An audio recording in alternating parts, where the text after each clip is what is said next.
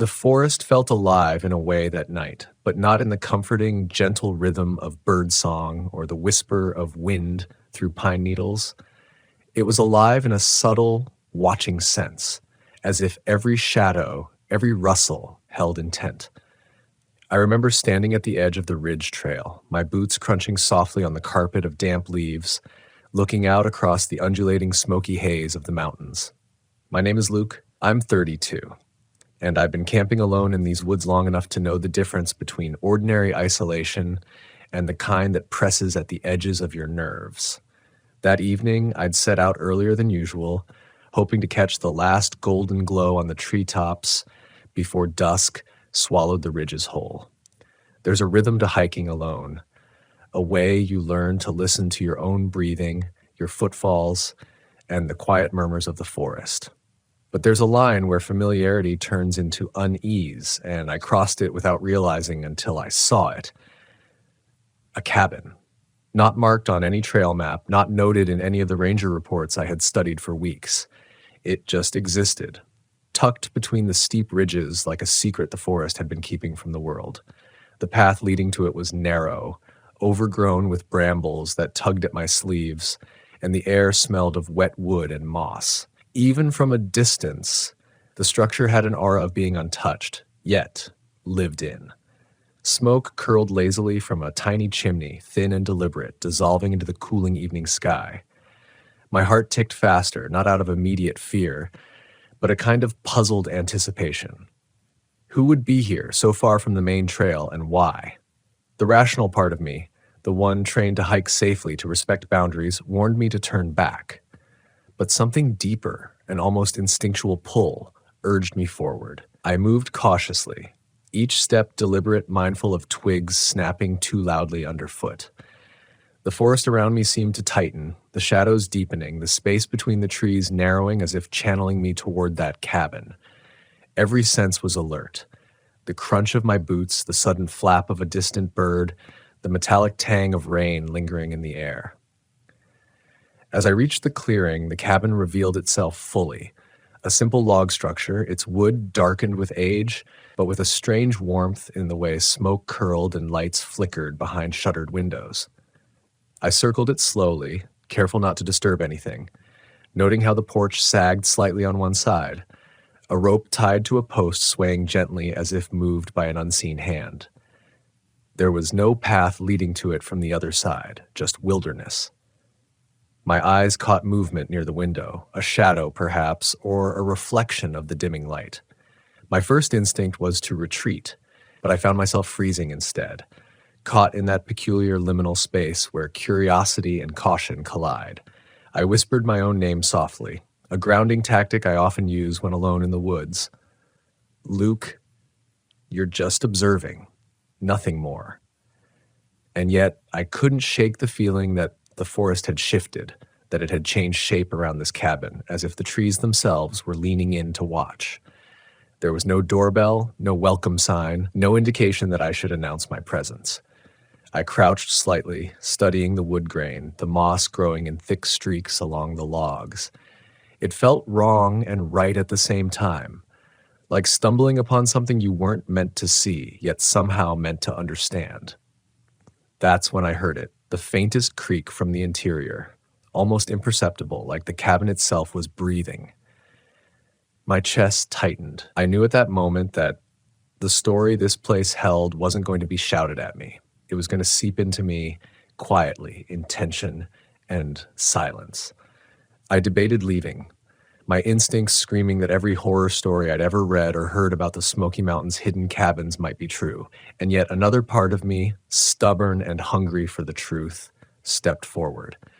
I placed my hand gently on the railing, feeling the texture of centuries-old wood, and the forest seemed to exhale with me as though granting permission. The moment I moved closer to the cabin door, the ground beneath me shifted subtly, a hollow echo that might have been a root giving way or something far less benign.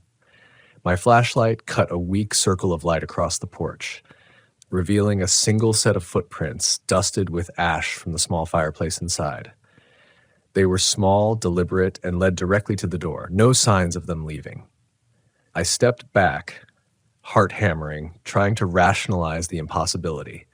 Maybe a hermit, maybe someone returning from a distant part of the forest. And yet the air had grown heavy with a scent I could not place, something like wet earth mixed with iron and smoke, a smell that clawed at the edge of memory without letting go. I remember taking a breath that felt almost sacrilegious in its intrusion, and for a fraction of a second, I saw a figure standing just inside the shadows of the doorway, not moving but present, not threatening but profoundly there. I froze. Rationality became slippery. The forest behind me grew quiet. No wind, no bird, no rustle, just the pressing stillness of anticipation. My mind raced through everything I had been taught about wilderness safety, but all the lessons fell away beneath a simple, gnawing curiosity. I needed to know who or what had claimed this space and why. Slowly, carefully, I extended a hand toward the door, brushing against the wood, feeling its chill despite the smoke. The figure shifted, just a slight motion, enough to remind me that I was not alone. And then, unexpectedly, a voice, soft, almost melodic, as if the cabin itself spoke, whispered, "Do you see?" My pulse quickened. I realized in that moment that the forest had been watching me long before I saw the cabin, long before I decided to follow the ridge trail. The voice repeated, "Do you see?" And I nodded, though I wasn't sure I knew what I was acknowledging. Was it a warning, an invitation, a test of awareness? My training, my experience, all demanded that I retreat immediately, but the pull of the unknown anchored me in place. Then the figure moved closer, slowly, almost in rhythm with the trees outside swaying in the evening wind. And as it did, the cabin's secrets began to unfurl in my mind, details that had been hidden in plain sight. The careful stacking of firewood, the marks on the walls like tally marks, the subtle way the floorboards bent under invisible weight. Each was a fragment, a puzzle piece that hinted at lives, choices, fears, and perhaps regrets, all condensed into this solitary structure in the Smokies. I realized then that this was no ordinary encounter.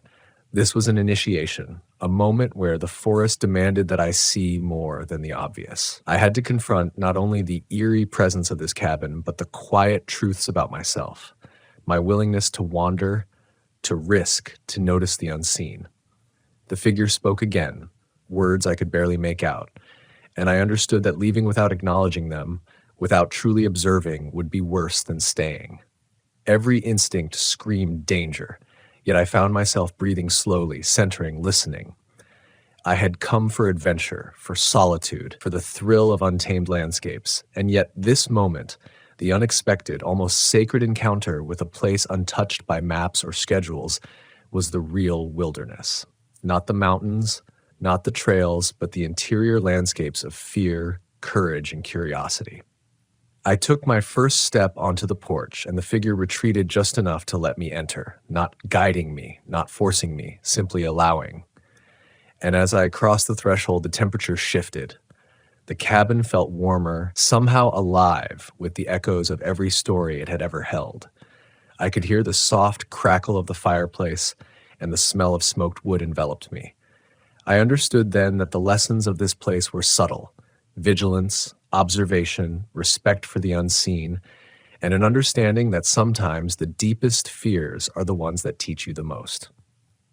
My eyes swept the room, noting the carved furniture, the small stacks of journals, and the meticulous way everything seemed intentional. Here in this unmarked cabin off a ridge trail, time itself felt different, as if the outside world, the rush, the schedules, the obligations, was suspended. And yet, despite the warmth, despite the strange comfort, I never lost the awareness that the forest outside had not released me. I had entered, yes, but not on my own terms. Every shadow still whispered, every wind still carried a message. I realized that part of the adventure, part of the growth in solitude, was not just discovering places, but understanding your place within them. The humility to observe, the patience to listen, and the courage to remain even when every rational instinct says to flee. That evening, as the sky darkened beyond the ridges and the forest deepened into near black, I felt a profound connection, not just to this hidden cabin, but to the larger wilderness, to the unspoken lives that had touched this place before me, and to my own capacity for curiosity, tempered with respect. I stayed until the moonlight began to carve slivers through the cabin's small windows, illuminating details I hadn't noticed before. The scratches on the door frame, the careful alignment of objects on shelves, the faint smell of herbs mixed with the lingering smoke. Every element seemed intentional, a record of human presence, balanced against the wildness of the Smokies. And in that observation, I found clarity. Adventure is not only about reaching peaks or completing trails, it is about moments like this, where fear, curiosity, and respect converge, where you are made aware of the fragility of your assumptions and the resilience of your spirit. The cabin was more than a structure. It was a mirror, reflecting the choices you make when confronted with the unknown. I moved slowly through the cabin, my boots silent on the creaking wooden floor, each step measured as though the boards themselves might report my presence to unseen ears. The shadows seemed to stretch in ways that defied the angles of the walls, curling around corners and pooling beneath the furniture like liquid darkness. I traced my fingers along the edge of a rough-hewn table, feeling grooves and scratches that were too deliberate to be random. There were journals stacked neatly on a shelf, their leather covers worn with age, the pages yellowed and curling at the edges. I hesitated before touching them, sensing that they carried the weight of stories, choices, fears, and maybe regrets. My curiosity wrestled with instinct. I could not help myself.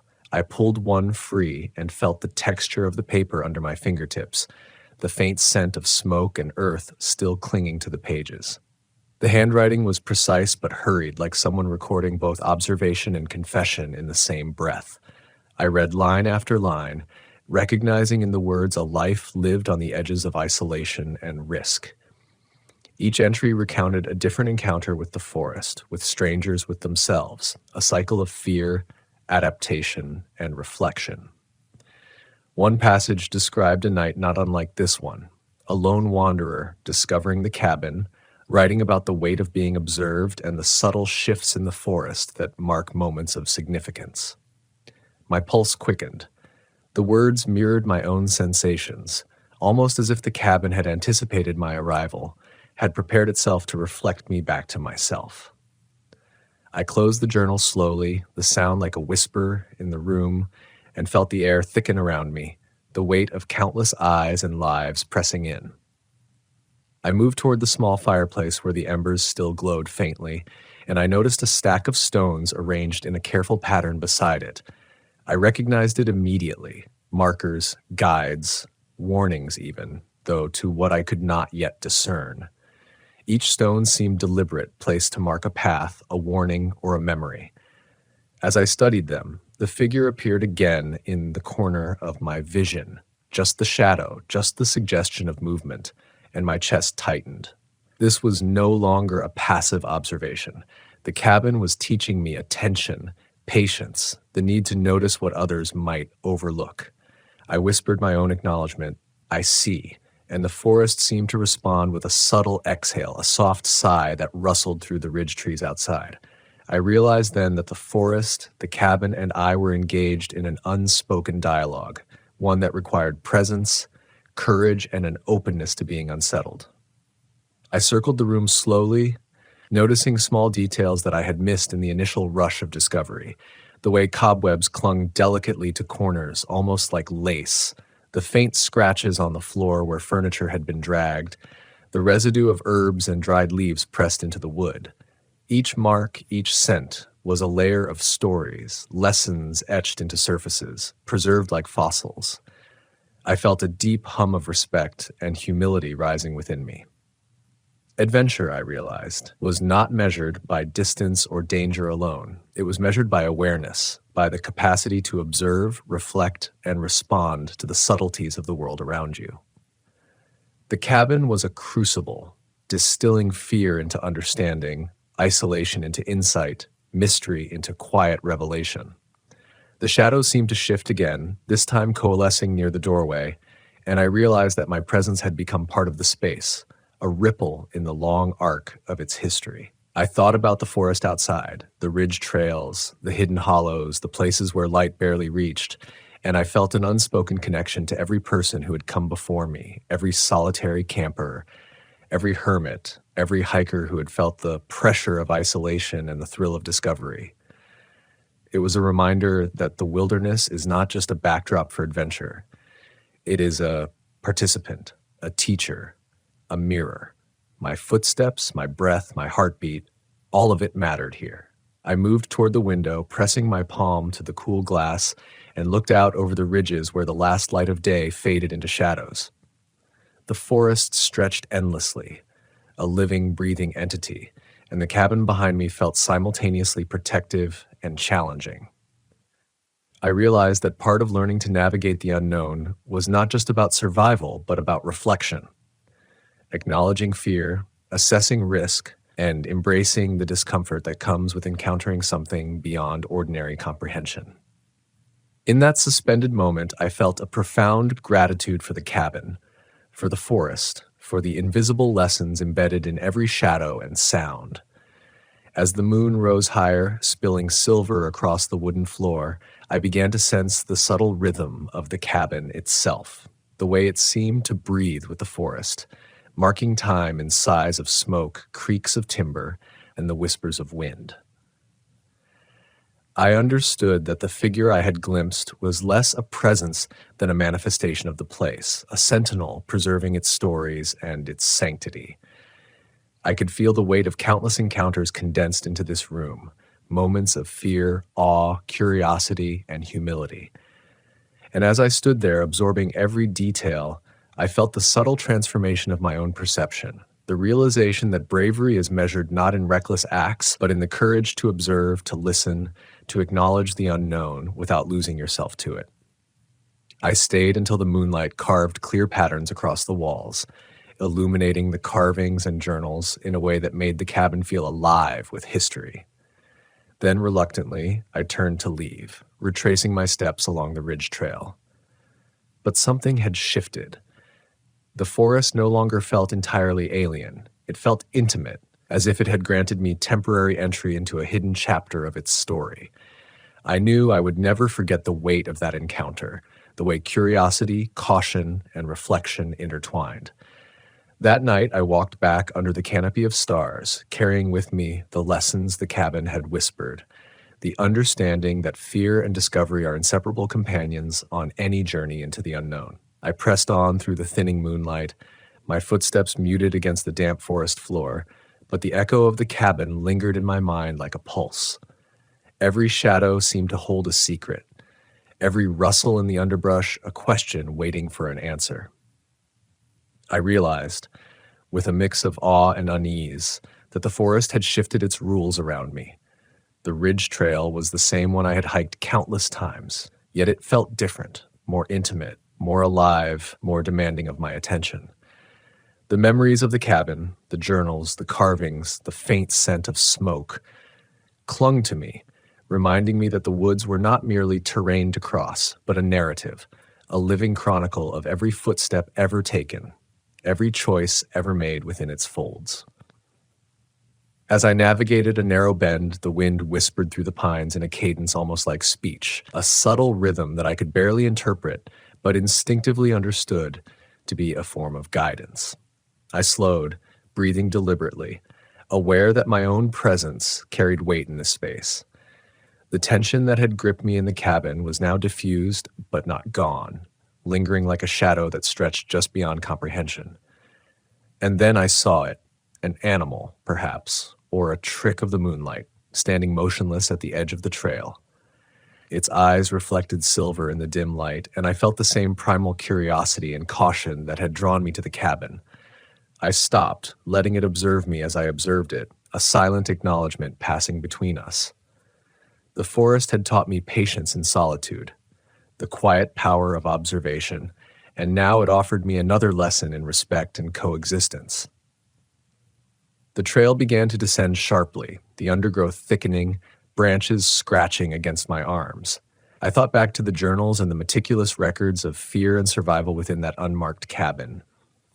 Every entry had emphasized presence, being aware of small details, noticing the patterns, recognizing the subtle cues of danger and opportunity. I realized that the true journey wasn't the physical miles I had traveled, but the internal terrain I had navigated: fear, curiosity, humility, and reflection. Each step down the trail was measured, deliberate, as if I were retracing a pattern that the forest itself had set for me, testing not only my awareness, but my capacity for calm in the face of the unknown. Then the trail opened into a small clearing, and the world felt impossibly still. The night was deep now, the stars faint against the heavy canopy, and I understood that the forest had chosen this moment to reflect back my own state of mind. The echoes of the cabin lingered with me, and I felt the presence of the unseen figure, not threatening, not guiding, but entirely aware. I realized that the encounter had been a mirror, revealing the depths of my own fears and the resilience required to confront them. The clearing, silent and waiting, became a stage for reflection. I sat on a moss-covered rock, letting my breath slow, letting the forest speak to me in ways that had nothing to do with sound, but everything to do with perception. As the hours passed, I felt a shift within myself, subtle but profound. The fear that had accompanied my first sighting of the cabin was no longer a tightening in my chest, but a steady awareness, a vigilance tempered by understanding. I saw that bravery was not about the absence of fear, but the choice to move forward despite it, to witness, to reflect, and to carry the lessons of what you encounter. The cabin, the figure, the shadows, they had all contributed to a greater comprehension of my own limits and capacities, and I felt a gratitude deeper than I had expected for a place that could exist entirely apart from the world, yet teach so much about it. Eventually, the first hints of dawn began to seep through the ridge trees, a pale light illuminating the trail ahead. I rose slowly, feeling the cool dew beneath my boots, the subtle relief of movement after hours of still observation. I realized that the unmarked cabin had become more than a destination. It was a threshold, a symbol of the intersection between human curiosity and the untamed wilderness. Every hiker, camper, or wanderer who crosses into unknown territory carries the potential for discovery, but also the responsibility to see, to reflect, and to respect. I carried the imprint of that cabin with me, a quiet reminder that the lessons of the forest are not always written in maps or spoken in words, but often experienced in stillness, attention, and courage. By the time I reached the familiar junction where the ridge trail met the main path, I felt changed, not in a dramatic, visible way, but subtly, internally, in the rhythm of my thoughts, the cadence of my breathing, the careful way I regarded the shadows and the light. I understood that the forest, the cabin, and the unknown figure had offered me a rare gift, the ability to confront fear without succumbing to it, to observe without interfering, and to carry knowledge that could not be captured in photographs or stories alone. That night, the Smoky Mountains had revealed a depth beyond physical terrain, a reflection of human curiosity, courage, and the intricate dance between fear and understanding. Even now, weeks later, I can close my eyes and see the unmarked cabin perched between the ridges, feel the weight of its silence and presence, and remember the lesson it offered. That the true wilderness is not just in the trees, the trails, or the hidden cabins, but in the quiet spaces within ourselves. The spaces that demand attention, courage, and the willingness to truly see. The forest had given me more than an adventure. It had given me a reflection of my own resilience, my capacity for careful observation, and my ability to step into the unknown without losing sight of who I am. And as I continued to hike, to explore, to wander through hidden trails and forgotten clearings, I carry that moment with me, a reminder that the world, both outside and within, holds mysteries that challenge, instruct, and ultimately inspire. The days that followed my encounter with the cabin were marked by a subtle, almost imperceptible shift in how I navigated the woods. Every ridge I climbed, every hollow I descended into carried the echo of that evening, the faint, lingering weight of presence. the knowledge that I had witnessed something both hidden and alive. I noticed things I had overlooked before. The way moss grew thicker in certain patterns, the way shadows moved with intent under the moonlight, the faint marks on rocks that hinted at previous travelers. The forest was no longer just terrain. It had become a teacher, a mirror, and a constant reminder of the delicate balance between curiosity and caution. And with that awareness came responsibility, not just to myself, but to every story etched into the hidden corners of these mountains. Weeks later, I returned to the Ridge Trail, driven not by the thrill of discovery alone, nay, but by a desire to reconcile the experience, to honor the lessons of that unmarked cabin. The forest greeted me with the same subtle attentiveness I had felt before, as if it remembered me and was willing to permit another chapter of observation. I approached the clearing where I had first glimpsed the cabin, heart steady now, and for a moment I allowed myself to imagine the figure within, the quiet presence that had both unsettled and guided me. The cabin itself seemed unchanged, its silhouette carved sharply against the evening sky, yet I understood that it was not the physical structure that mattered. It was the way it held space for awareness, reflection, and humility. I lingered at the edge of the clearing, noting the arrangement of stones, the faint smoke scent still clinging to the air, and felt a profound gratitude for the encounter.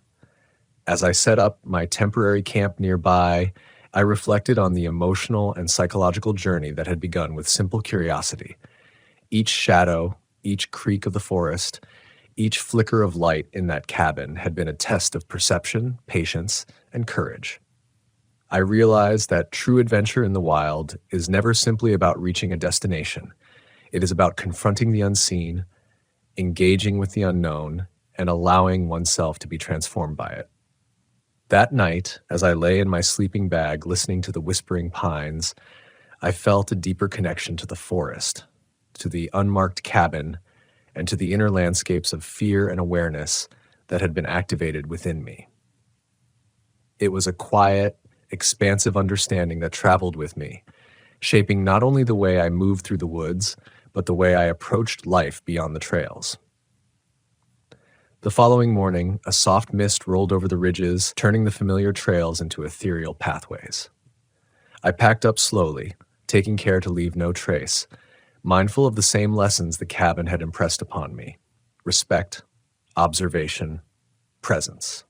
As I descended the ridge, the sunlight filtered through the trees in golden beams, illuminating details I had never noticed: the delicate web of a spider, the faint footprint of a deer, the subtle bend of branches guiding the way. Each detail was a reminder that wilderness is not merely backdrop. It is a living, breathing participant in every journey, silently shaping and responding to those who traverse it with awareness and respect. The forest had taught me that attention to detail, patience, and humility are not just survival skills. They are the gateway to understanding, to connection, and to growth. By the time I reached the main trailhead, I carried with me more than memories of a hidden cabin. I carried a sense of responsibility to honor what I had witnessed, to recognize that fear and curiosity, when balanced with respect and reflection, could lead to profound insight. The mountains, the ridges, the forests, they hold secrets, yes, but they also hold mirrors of our own capacity for awareness, courage, and transformation. The cabin had been a threshold, a portal into a deeper understanding of the wilderness and of myself. I realized that the greatest discoveries are often not external, but internal. The recognition of fear without paralysis, curiosity without recklessness, and the ability to see the unseen with clarity and reverence. Even now, whenever I return to these woods, I carry the imprint of that evening. The ridge trail, the unmarked cabin, the subtle presence within, it all lingers in memory, a reminder that the wilderness is both a challenge and a teacher. And in every step I take, I am guided by the quiet lessons of awareness, patience, and courage. The forest has shown me that true adventure lies not in conquering trails, but in honoring the spaces we enter, in witnessing the stories that unfold, and in allowing the unknown to shape us without fear or arrogance. That cabin, hidden and unmarked, remains a symbol of the delicate, powerful interplay between curiosity, respect, and insight, a touchstone for every journey I undertake, both in the Smoky Mountains and within the unexplored terrain of my own mind. As the seasons shifted and the Smoky Mountains donned their autumn cloak, I found myself thinking constantly about that unmarked cabin off the Ridge Trail. The memory of it was no longer just a story to recount. It had embedded itself into the way I moved through the world. Each time I hiked, I noticed subtleties I once overlooked. The way the light fractured through leaves in the morning, the scent of damp earth carried on the wind, the faint patterns of animal movement that traced invisible lines across the forest floor. The forest had become a teacher, and I had learned that observation, humility, and respect are not merely skills, but lenses through which every experience is deepened and every fear transformed into understanding. Months later, I returned again, drawn not by curiosity alone, but by a sense of unfinished dialogue. The trail was quieter now, the hum of cicadas replaced by the crisp rustle of dry leaves. The ridge seemed to stretch farther, shadows deeper, and the forest's presence more tangible, almost expectant. When I reached the clearing, the cabin emerged from the twilight just as I remembered it, its weathered logs glowing faintly with the dying light, smoke curling from the chimney. And though no figure awaited me, I felt its essence in the stillness, in the way the forest seemed to breathe around it. This time I approached not with hesitation, but with a deliberate reverence, aware that I was entering a space charged with the lives, choices, and reflections of countless unseen visitors, myself now included. Inside, the cabin was unchanged, yet profoundly alive. The journals remained on the shelves, untouched by time or human interference. I ran my hands along the wood grain, noting the subtle shifts, the way the floorboards creaked beneath deliberate weight, the lingering scent of smoke, the faint imprint of what could only be described as presence. I felt the quiet pulse of the place, the echo of every person who had paused, feared, wondered, or reflected within its walls. I realized then that the cabin was not a space to conquer or claim. It was a space to witness, a crucible of awareness and transformation. Fear, it seemed, was only the first layer. Beneath it lay understanding, the recognition that every shadow, every whisper of wind, every creaking timber was an invitation to see beyond the obvious and confront the subtle truths of both the forest and oneself. I settled near the fireplace, letting the quiet absorb me. The lessons of that first encounter came rushing back: patience, observation, humility, and courage. I understood that bravery is not the absence of fear, but the conscious choice to step into uncertainty while maintaining awareness, clarity, and respect. The journals whispered to me as I read, fragments of past experiences, reflections on choices, and the constant tension between curiosity and caution. I recognized in those words my own journey, the way the forest had shaped me, challenged me, and offered me insight beyond the reach of maps or signage. Every mark on the walls, every carved detail, every stone arranged by unseen hands was a testament to the intersection of human intention and natural rhythm, the delicate dance of presence and observation. As night fell and moonlight seeped through the small windows, I felt a profound connection not only to this hidden cabin, but to the forest itself.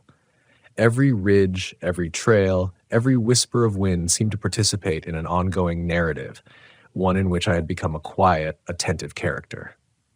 I realized that encounters like this, unexpected, unmarked, unsettling, are not accidents. They are invitations to engage fully with the world, to confront our own limitations and assumptions, and to emerge transformed.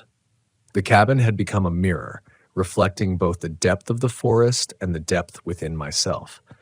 It was a lesson in vigilance, humility, courage, and awareness, an encounter that reshaped how I understood risk, curiosity, and the profound beauty of the unknown. When I finally stepped back onto the ridge trail, leaving the cabin behind, I carried with me more than memories. I carried insight, a renewed sense of presence, and an understanding that true adventure is not measured by miles traveled or peaks conquered, but by the depth of engagement with the world and oneself. The forest had shown me that fear is a doorway, curiosity is a guide, and respect is the compass. Every step I took was now deliberate, every shadow a story, every sound a signal to listen. And even as the trail descended toward familiar paths, the lessons of that cabin, the stillness, the vigilance, the quiet awareness, remained, guiding me through the Smoky Mountains and through the unseen trails of my own inner landscape. In the months and years that followed, I carried that evening's lessons into every hike, every camping trip, every quiet reflection in the woods. The unmarked cabin became more than a location. It became a symbol of the intricate balance between fear and insight, curiosity and respect, presence and humility. It reminded me that the wilderness is a teacher unlike any other, capable of offering not only challenge and discomfort, but clarity and transformation. The shadows, the creaking floors, the faint smoke, and the subtle figure that once watched me, these were all part of a larger narrative, a continuous dialogue between human awareness and the living world. And in that dialogue, I learned that the most profound discoveries are often quiet, subtle, and deeply personal, shaping not only the path before us, but the understanding within us. The forest had grown still around me as I took the last steps along the ridge trail, the early dawn painting the Smoky Mountains in muted gold and silver. I felt the weight of the unmarked cabin's presence not as fear, but as a profound awareness, a reminder that every place, every encounter carries a story waiting to be acknowledged. The journals, the carvings, the subtle figure that had watched me, the smoke curling into the night sky, all of it had become part of my own narrative now. I understood deeply that adventure is never simply about distance traveled or peaks reached. It is about being fully present, open to observation, willing to confront fear, and ready to learn from the subtle, quiet lessons that the world offers when we are attentive enough to notice. As I descended, the forest seemed to release a gentle sigh, a blessing or acknowledgement that I had seen, that I had respected, that I had absorbed the lessons offered. The weight in my chest had shifted from tension to clarity. Every rustle of leaves, every bird call, every shifting shadow became meaningful, a constant reminder that the wilderness is alive, not just with creatures, but with stories, with histories, with reflections of our own inner journeys. I realized that the cabin had been more than a physical place. It was a threshold into understanding the intricate balance between fear and insight, curiosity and caution, solitude and connection. Its lessons would remain long after the trail disappeared behind me. The deeper truth revealed itself gradually as the miles stretched beneath my boots. The forest, the ridge, and the cabin had taught me that courage is not the absence of fear, but the conscious choice to move forward in its presence. That awareness and observation are not passive acts, but active, living engagements with the world. That solitude is not emptiness, but an invitation to reflect, to notice, and to connect with something greater than oneself. And most importantly, that every encounter, every shadow, every whispered sound, every unexpected discovery is an opportunity to grow, to understand, and to emerge transformed. By the time I reached the main trailhead, the first rays of sunlight spilled over the mountains, turning mist to liquid gold. I paused and looked back toward the ridge, toward the hidden clearing where the cabin waited. I knew I would never forget it. The texture of the wood, the smell of smoke, the subtle pulse of life within its walls, the way it had challenged and guided me. And yet, I also knew that I could not linger there forever. The forest had given me its lessons. It was now my responsibility to carry them forward, not as stories to boast about, but as wisdom to live by. Each step back toward civilization was lighter, not because the woods had lost their weight, but because I had learned to carry it with grace, awareness, and respect. The unmarked cabin became a symbol in my mind, a reminder that the unknown is never something to fear entirely, but something to approach with attention, humility, and courage. The ridge trail, the deep woods, and even the figure that had lingered in the shadows had all been teachers, showing me the delicate interplay between fear and curiosity, isolation and reflection, uncertainty and insight. The forest had offered me a gift, the ability to witness, to perceive, to integrate lessons from places unseen by most, and to emerge not just intact, but transformed. And so, as I stepped into the bright morning, leaving the ridge and the cabin behind, I carried with me a quiet, unwavering understanding. Life, like the wilderness, is full of hidden thresholds, moments that demand attention, courage, and reflection. The lessons I had learned in the Smoky Mountains were not merely about survival or exploration, but about presence, humility, and the extraordinary depth available in moments of fear, solitude, and wonder. The cabin remained hidden, waiting silently for the next wanderer, but its imprint on me was indelible. It had shown me that the true journey is always inward as much as outward, that fear can be transformed into clarity, and that curiosity, guided by respect, can lead to the most profound, unexpected revelations. As I finally reached the valley below, the sun fully breaking over the peaks, I felt a sense of completion, not in the end of the hike, but in the understanding that every trail, every shadowed clearing, and every hidden cabin carries a lesson if we are willing to see it. The Smoky Mountains had shared one of theirs with me, a reminder that the world holds more than we can immediately perceive, and that courage, attentiveness, and humility are the keys to uncovering the unseen, embracing the unknown, and walking away transformed.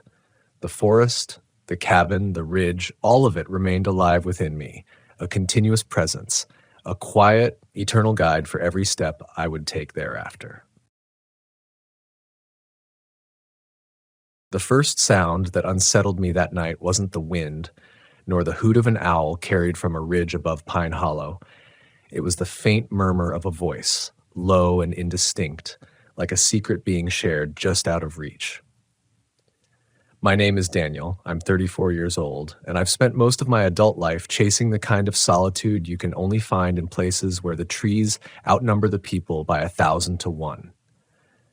That solitude had always been a gift, a grounding reminder of how small we really are in the grand scheme of wilderness and time. But on that particular night, in the Black Hills of South Dakota, sitting by my dim lantern with the pine needles stirring under an almost windless sky, that solitude turned against me. It wasn't silence anymore. It was waiting. It was watching. I had pitched my tent earlier that afternoon right at the edge of Pine Hollow Camp, a rugged little clearing carved into a slope where old logging trails still scored the earth. The Black Hills are no stranger to legends, not if you've spent any time around the Lakota or the Cheyenne. Locals speak with reverence, with a kind of unshakable calm, about voices carried in the canyons and shadows that sometimes walk on nights when the air hangs heavy. I'd been warned before, half-jokingly, by a man at a diner in Custer. He told me, "If you ever hear someone calling your name out there past 11, don't answer." He laughed when he said it, but his eyes didn't join the laughter. They were heavy with something else, something he didn't care to name. And it was that exact thought that came crawling back to me when the first whisper tangled itself in the branches above my campsite. I froze with my mug of coffee halfway to my lips, every sense pushing outward into the night, straining. The woods at night play tricks. I know that as well as anyone. A snapping twig can be a rabbit. A drifting sound can be wind squeezing between rocks. But the thing about whispers is that they're deliberate.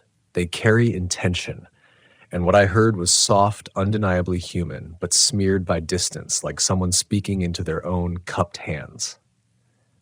I set my mug down quietly and leaned toward the tent where my gear lay stacked inside.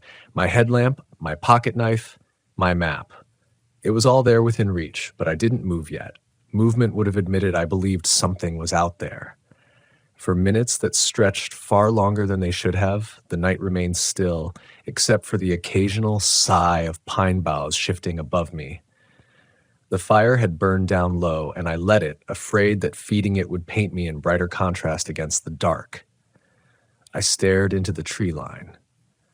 My heart tapped harder with each breath, until suddenly, again, that voice. A little clearer this time. My name, just my name, carried as though it belonged to someone I knew, though I couldn't tell you who. Fear is strange in the wilderness. It doesn't always hit like a burst of panic. Sometimes it slides in slow like a fog. Sometimes it makes you doubt yourself before it lets you admit what you're feeling. That's what was happening to me. I wanted to believe it was exhaustion. I wanted to believe maybe some distant camper was talking to a friend. But Pine Hollow, at least that week, had been mine alone. I'd walked the road in and hadn't seen a single other site occupied. I'd chosen it for that reason. Solitude had always been my anchor, yet here it was, breaking me. I stood finally, my knees stiff, and turned my light into the woods. The beam caught needles and bark, no eyeshine, no movement. My breath smoked faintly in the September chill. Hello? I heard myself say, a whisper too weak to even carry beyond my fire ring. It felt wrong as soon as I said it, like I just crossed a line I wasn't meant to cross. The woods didn't answer, but something in the silence tightened. I could feel it. That's the thing about camping in a place like Pine Hollow. The forest has moods. You can laugh if you want, but anyone who's been alone long enough out there knows what I mean. Some nights, the forest cradles you. Some nights, it holds its breath.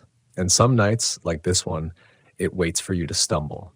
I sat back down, forcing my hands to still, forcing myself to breathe slower. Fear feeds on panic. I knew that. I reminded myself of it like a mantra. But then came the sound of feet.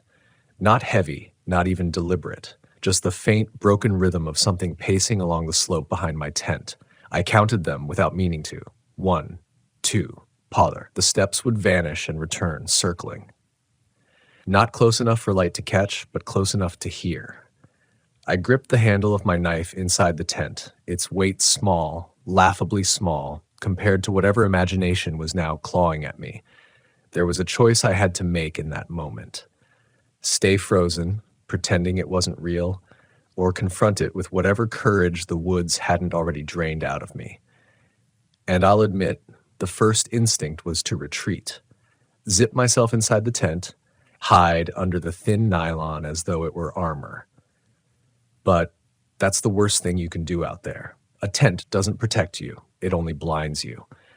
And I knew that if I surrendered to hiding, I'd hear those whispers all night, growing closer, never knowing if the thing pacing was standing just outside or waiting with its breath pressed against the thin fabric beside my head. So I did what felt unnatural. I stood up again, knife in hand, and took a step toward the trees. My light jittered across trunks, splintered shadows in all directions, but nothing returned my gaze. The pacing stopped. The silence that followed was thicker than any darkness I'd ever stood inside. I whispered my own name under my breath, testing the sound of it, reminding myself it belonged to me. And in that instant, as if mocking me, I heard it once more. My name, whispered back from the woods, the exact same tone, the exact same breath, as though the forest itself had just repeated me. I felt every hair rise on my arms, the cold sinking straight into my chest. This was not an animal. This was not sleep deprivation. This was deliberate. And standing there, I understood what the man at the diner had meant, what all those warnings woven into local stories were trying to say. When the forest calls your name, it isn't because it knows you. It's because it wants something from you. I didn't realize how hard I was gripping the knife until my fingers ached, white-knuckled and trembling. The air in Pine Hollow had turned dense, like every molecule of it was holding its breath, waiting to see what I'd do next. I wanted to scream, to shatter the silence with something that belonged to me, but fear had its grip around my throat. I knew deep down that raising my voice here wasn't just useless. It was dangerous. If I acknowledged that whisper too loudly, I'd be giving it ground, feeding it. The pacing had stopped, but the woods weren't empty.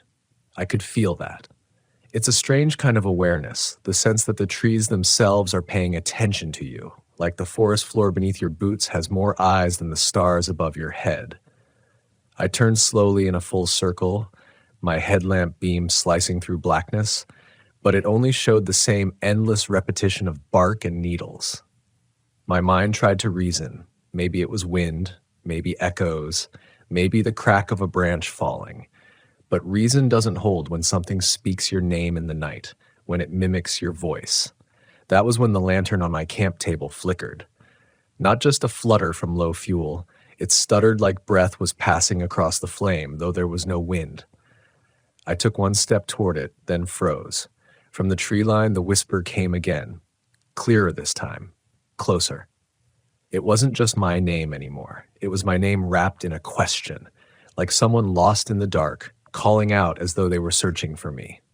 Daniel, that one word crawled into my chest and spread like ice. Hearing your own name is intimate. It's personal. You don't realize how much it belongs to you until it's stolen, bent into something else. My legs wanted to run, but where would I go? Back into the roadless woods? Deeper into the dark? I thought of my truck parked just down the dirt path from camp, but even the thought of those few yards of forest between me and it felt impossible. I forced myself to sit back down at the fire ring, to keep the flames alive with a stick of wood, even though my hands shook. Fire has always been the one ally in the backcountry, the signal that this small patch of earth is yours. I let the heat burn against my face and listened. Minutes dragged. Whispers came and went, sometimes muffled, sometimes startlingly sharp, like they were weaving through the trees faster than any human could move. At one point, I thought I heard laughter, quick, cut off, as though someone had smiled just long enough to let me know they were enjoying the fear they were stirring. It wasn't until I shifted in my chair that I noticed the footprints. They weren't mine. They hadn't been there earlier. The dirt between the fire and the edge of the slope held shallow impressions, as if someone had stepped lightly around my camp, circling. They weren't deep enough to show weight, just suggestions of movement, toes dragging like a child's drawing in the dust. My chest tightened, and I shined the headlamp down. The prints stopped abruptly halfway to the trees. No trail leading in, no trail leading out. Just absence, like the earth had swallowed the rest. I wanted to tell myself I'd misseen them, that shadows had played tricks, but the fear was too specific. It wasn't just vague dread anymore, it was directed. I was being studied. When the next whisper came, it wasn't from the slope at all. It came from directly behind my tent. The voice was low, pressed tight against the fabric, like someone crouched with their mouth nearly brushing the nylon. Daniel. And I spun, nearly tripping over the fire ring, my light crashing across the tent wall, but nothing cast a shadow against it. I waited for a hand to press against the fabric, for some shape to lean close enough to push through. Nothing, just silence. Just the pounding of my heart, the blood rushing in my ears. It's in moments like that when your mind fractures into pieces. One part screams for flight, grab your pack, run, drive, never look back. Another part clings to logic, hold your ground, wait it out, dawn is coming. And then there's the part you don't want to admit exists, the part that's curious, the part that wonders what would happen if you followed the sound. I stayed. Against every instinct that begged me to run, I stayed. Because leaving meant turning my back, and turning my back meant trusting the forest not to reach for me. At least if I stayed, I could face whatever it was. Time doesn't move the same when you're trapped in fear. Each second stretches thin until it feels like you've been living inside it for years. I don't know how long I sat there by the fire, knife in my lap, staring at the tent where the whisper had last pressed itself. The woods had gone quiet again, but it wasn't a peaceful quiet. It was a silence so sharp it had edges, a silence that made my ears ring. At 11:23 p.m., my watch face glowing faint in the firelight, the forest exhaled. Not wind, not the sigh of trees, an exhale. I swear I felt it brush my face, hot and sour, like breath carried from a mouth that had been too long underground. And then came the sound of fabric straining, the whisper of weight leaning into the tent wall, though the surface didn't dent, didn't crease, just sound, just presence. That was the moment I broke. I stood, headlamp beam jerking wildly, and shouted into the woods with all the fear I'd been holding down. "Leave me the hell alone!" My voice cracked, raw, too loud, scattering against the trees. For one heartbeat, I thought I'd won. I thought the force of my own fear had driven it back. But then, from everywhere at once, from every side of the hollow, a chorus of whispers answered, all at once, all in the same stolen tone of my name. Daniel. Daniel. Daniel. The forest knew me. The forest wanted me. The chorus of whispers folded into itself until the sound seemed to move inside my skull, like the forest wasn't speaking at me anymore, it was speaking through me. My fire snapped and popped as though it, too, was reacting, but the flames bent sideways, tugged as if by a current. Every instinct I had screamed to bolt for the truck, but my legs stayed rooted in place, locked by something older and heavier than fear. I realized then that what I was experiencing wasn't about survival in the ordinary sense. It wasn't man versus beast, not the kind of danger you can ward off with a knife or a campfire. This was something else. Something that tested the boundary between the living world and whatever waits in the trees after dark. I tried to ground myself the way I'd been taught on solo hikes. List what's real, name what you can see, smell, touch. The dirt under my boots, the iron tang of smoke, the rough leather of the knife handle in my palm, the dry sting of fear on my tongue. But the forest had an answer for each. The dirt shifted like unseen steps pressing into it.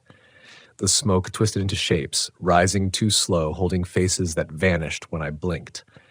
The knife felt smaller with each breath. Even my own tongue seemed foreign in my mouth, like it belonged to someone else. I swallowed hard and forced myself toward the tent, not to hide, but to grab my pack. If I was going to run, I needed my keys, my map, my flashlight backup. My hands shook so violently that I nearly tore the zipper, and the nylon rasped like a scream. Inside, the pack waited just as I'd left it. But resting on top of it, where nothing had been before, was a stone. A perfectly smooth, oval stone, black and wet like it had been pulled straight from a riverbed. My chest went hollow. I hadn't brought it there. I hadn't touched any stream that day. When I lifted it, the cold sank into me instantly, not like temperature, but like memory.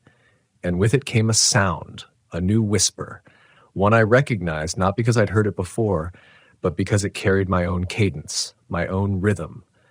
It wasn't calling me anymore. It was repeating what I'd said earlier by the fire, mocking my outburst.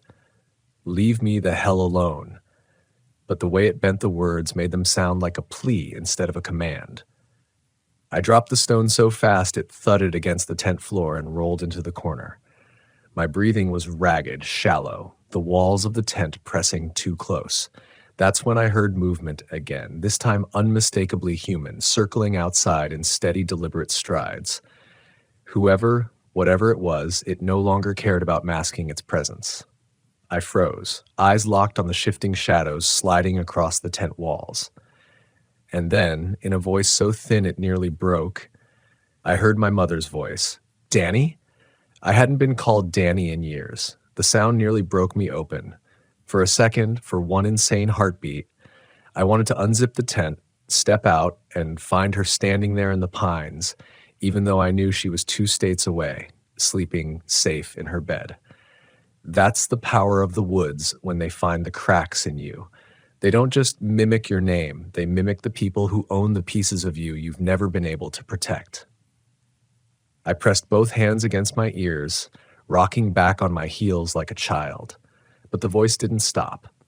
It grew softer, more coaxing, as if it knew the tenderness of the wound it was pressing into.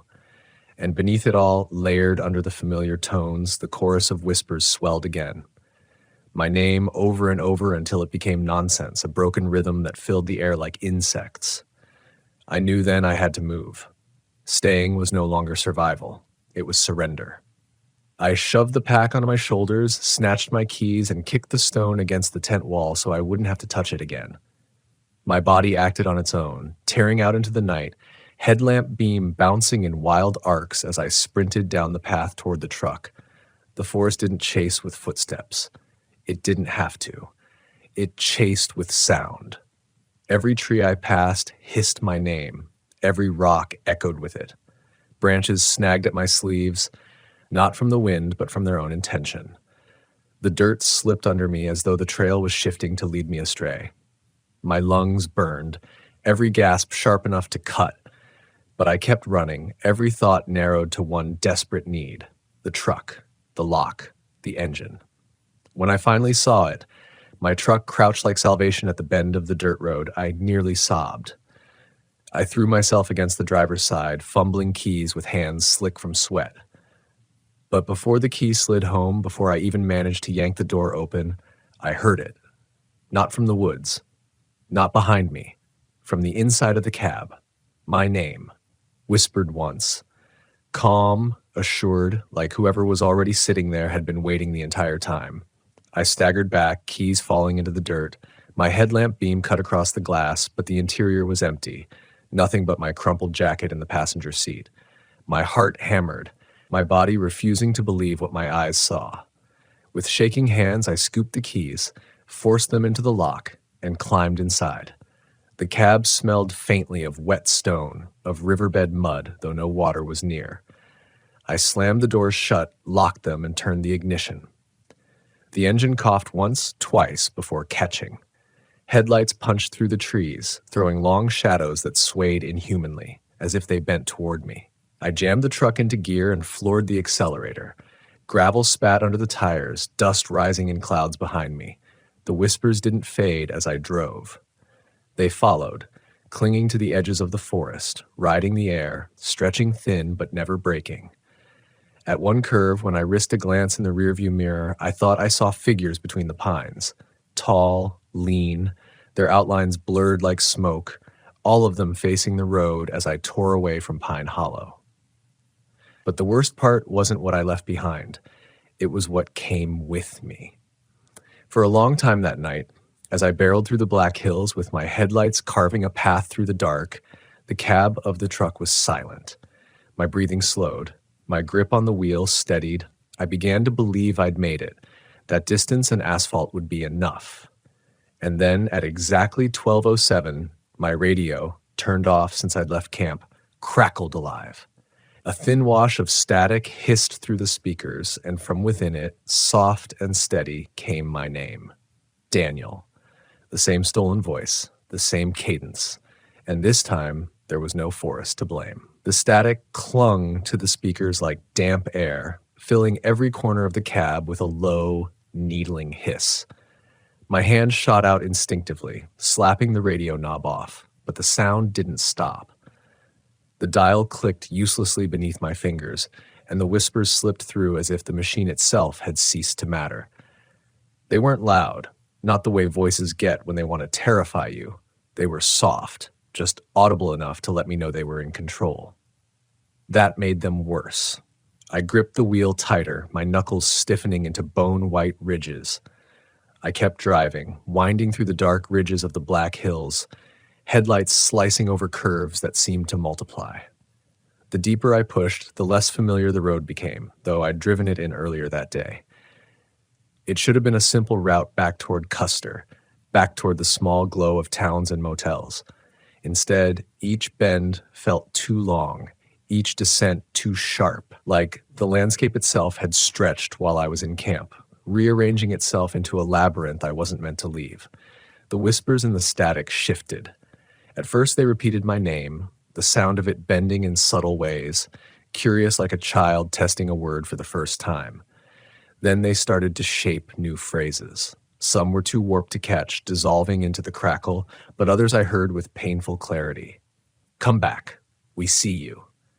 Not far now. I wanted to scream at them, to shout into the empty cab that I wasn't theirs, that they couldn't follow me beyond the trees.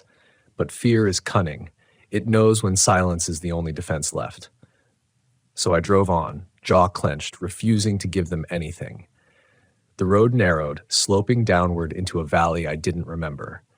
My headlights caught movement once, a flicker on the shoulder. I told myself it was a deer, a shadow, a trick of the eyes. But then it appeared again, this time standing fully in the beam. A figure.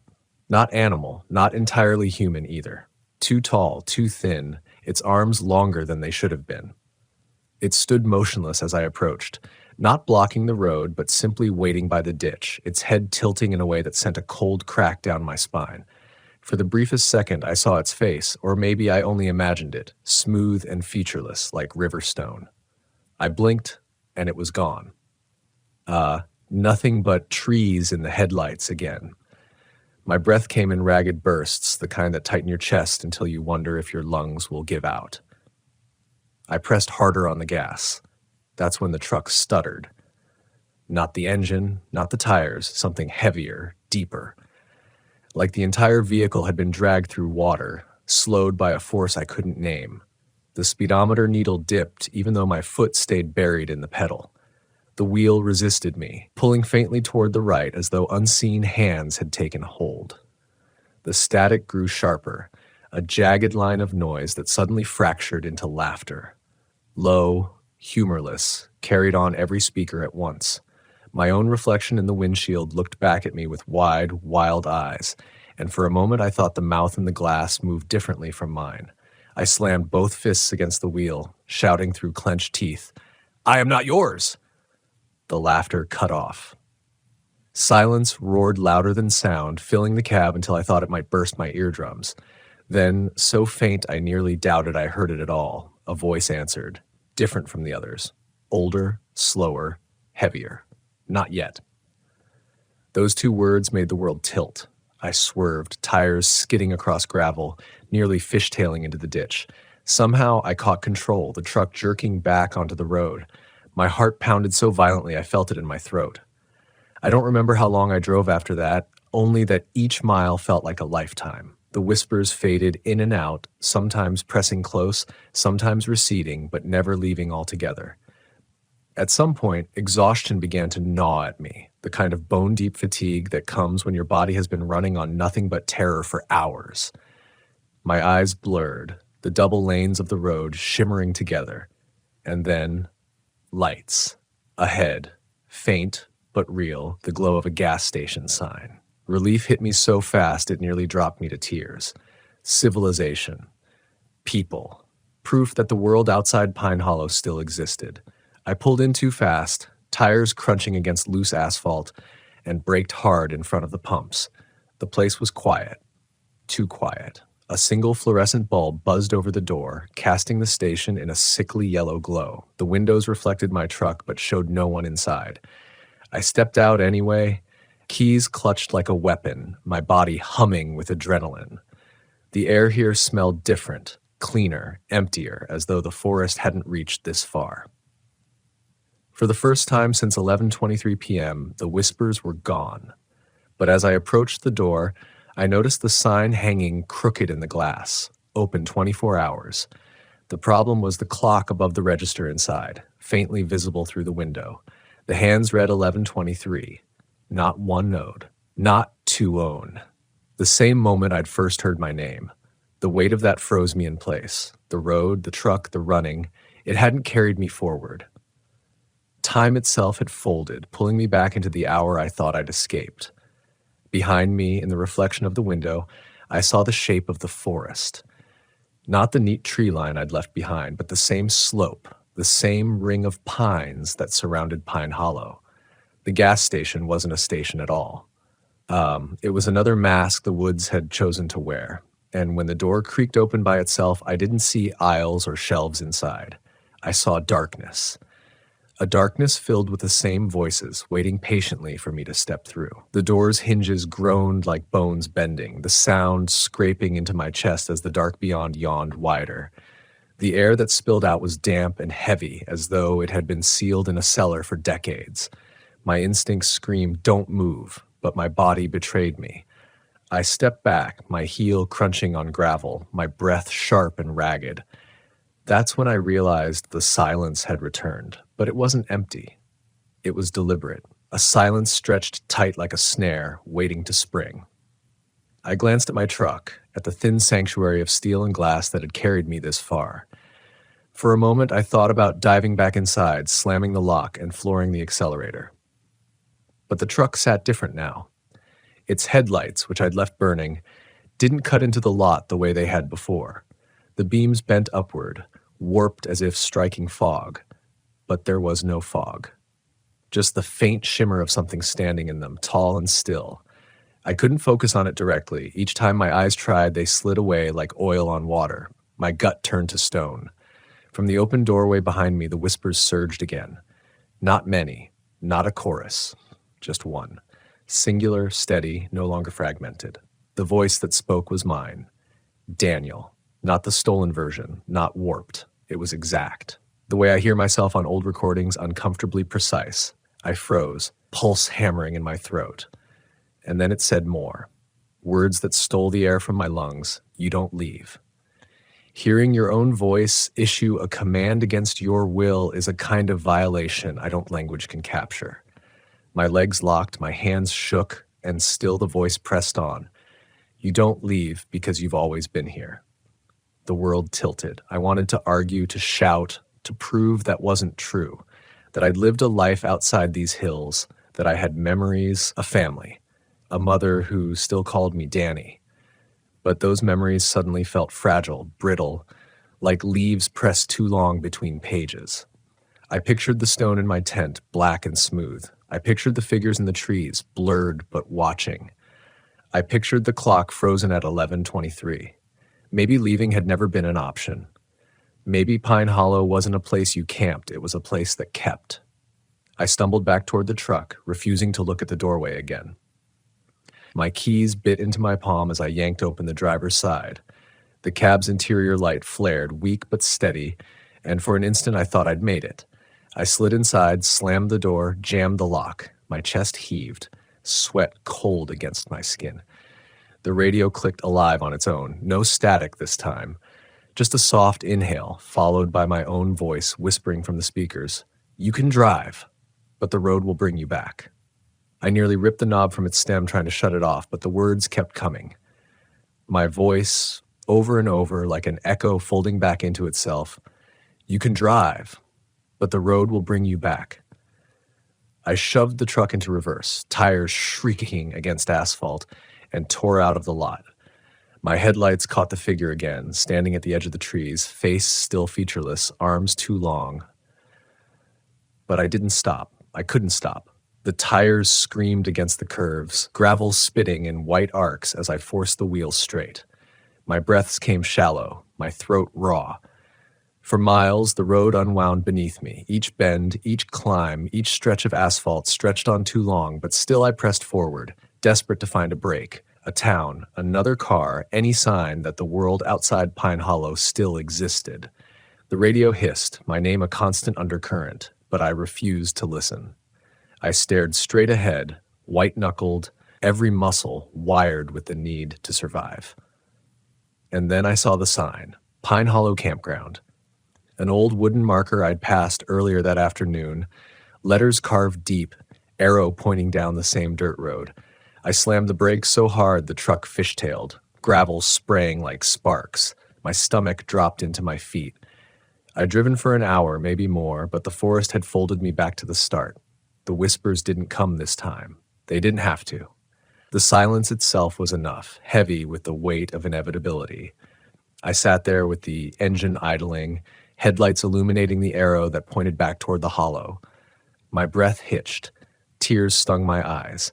And I realized the emotional battle wasn't about fear anymore. It was about surrender, about whether I'd accept the forest's claim or keep fighting until it ground me down. I killed the engine. The world collapsed into dark. My reflection stared back faintly in the windshield, pale and drawn, but it didn't move when I did. And then it smiled. That smile, the one my reflection wore but I didn't, shattered whatever scraps of denial I had left. My lungs locked, and for a terrible second I thought I might suffocate right there in the cab, not from lack of air, but from lack of self. Because if your reflection can decide to smile without you, then what's left of you that belongs to you at all? I slapped the dome light on, bathing the cab in weak yellow glow. The reflection didn't vanish. It didn't mimic. It stared. The grin stretched just enough to bare teeth. I slammed the gear into drive and floored the accelerator, gravel hammering against the undercarriage as the truck lunged forward. My tires chewed at the dirt road, and the trees swallowed me again, tall black pines bending inward, like ribs of a cage. The headlights jolted with every rut, my grip welded to the wheel, and all I could hear was the pulse in my skull. I couldn't think of plans anymore, only movement. If the road wanted to coil me back, it would have to work harder. But Pine Hollow has patience. That's the cruelty of it. You burn through your strength, your fuel, your sanity while it waits for you to come apart. And piece by piece, I felt myself unraveling. The trees outside the glass started shifting wrong.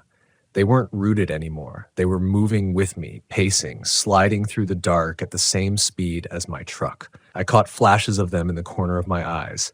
Figures tall and narrow, keeping stride. No footfalls, no noise, just presence. And then the whispers returned. Not from the forest, not from the radio. From the seat beside me. I turned my head before I could stop myself.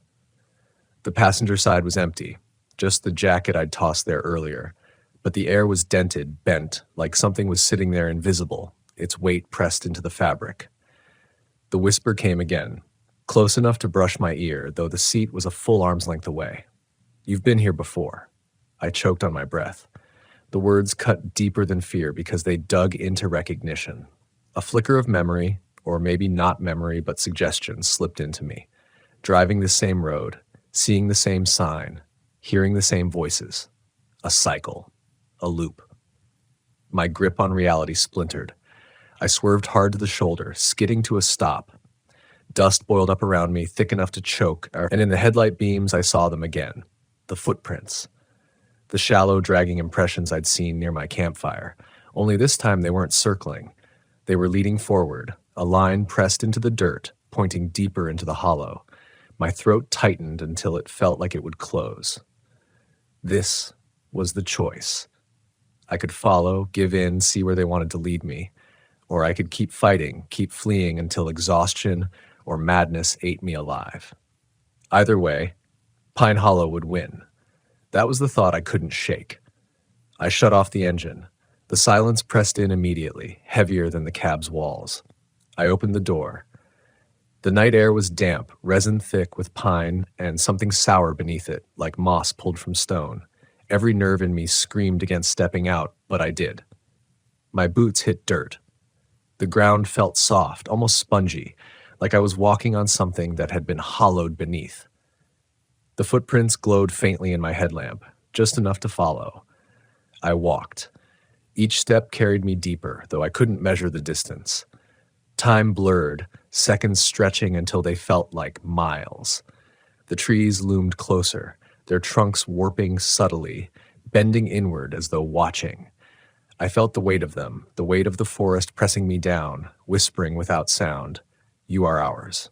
Eventually, the footprints ended, not against a tree or a rock, but at a clearing. A perfect circle cut into the pines, ground bare, no grass, no brush, only stones. Dozens of them, smooth and black, scattered like bones thrown in ritual. At the center was one larger than the rest, chest high, slick with moisture that gleamed under my light. I knew without knowing that I was meant to touch it. That was the invitation, the command, the trap. I stepped closer, each breath jagged. The stone pulsed faintly, not with light, but with the illusion of breath, like the whole rock was inhaling and exhaling in rhythm with me. My hand trembled upward against my will. For 1 second, I thought of my mother, her voice calling me Danny, her laugh when I was a boy. I thought of her warmth, and then the stone whispered, with my own voice, "She's not yours anymore." That broke me. I ripped my hand back, staggered away, nearly tripping over the smaller stones. My light quivered across the clearing, and in that quiver I saw them, the figures. Every tree, every shadow filled with them now, blurred and faceless, swaying like they were breathing with me. And all at once, in unison, they whispered my name. Daniel. The sound hit like a wave, knocking the air from my lungs. My vision doubled. The clearing spun. I dropped to my knees, palms pressed to the dirt, trying to hold on to something solid, but even the earth shifted beneath me as though it wanted to swallow me whole. And then I heard it, clearer than anything else that night. My own voice, rising above the others, loud and sharp. "You belong here." I lifted my head, and there I was, standing at the edge of the clearing, my face, my stance, my eyes. But it wasn't me. It was the reflection from the truck window, the smile from the windshield, now wearing my body in full. It stepped forward. The figure moved like I did, but not quite. Its stride was too measured, too fluid, as though it had rehearsed my every motion and then perfected them. Watching it was like watching a memory walk out of my skull, polished and sharpened until it gleamed. The other shapes in the trees swayed in unison, as if the arrival of this double was the moment they had all been waiting for. I staggered to my feet, my knees trembling under the weight of the clearing. My light caught the reflection's face, and for a heartbeat I wanted to believe it was just me, some cruel mirror trick. But then it smiled, and the smile wasn't mine. It was too wide, too certain, like it had already lived through this moment 1,000 times. "You fought harder this time," it said in my voice. Calm, familiar, intimate. "But you always end up here." The words cracked through me like a blade. My throat locked tight, but I managed to choke out, "What are you?" The thing tilted its head, studying me like I was the intruder. "The part of you that stayed, the part you can't carry back. Every time you come, you leave me here, but you always return, and each time I take a little more." The figures in the tree line leaned closer, their blurred faces pulsing faintly as if nodding. My stomach lurched. "No," I whispered, shaking my head.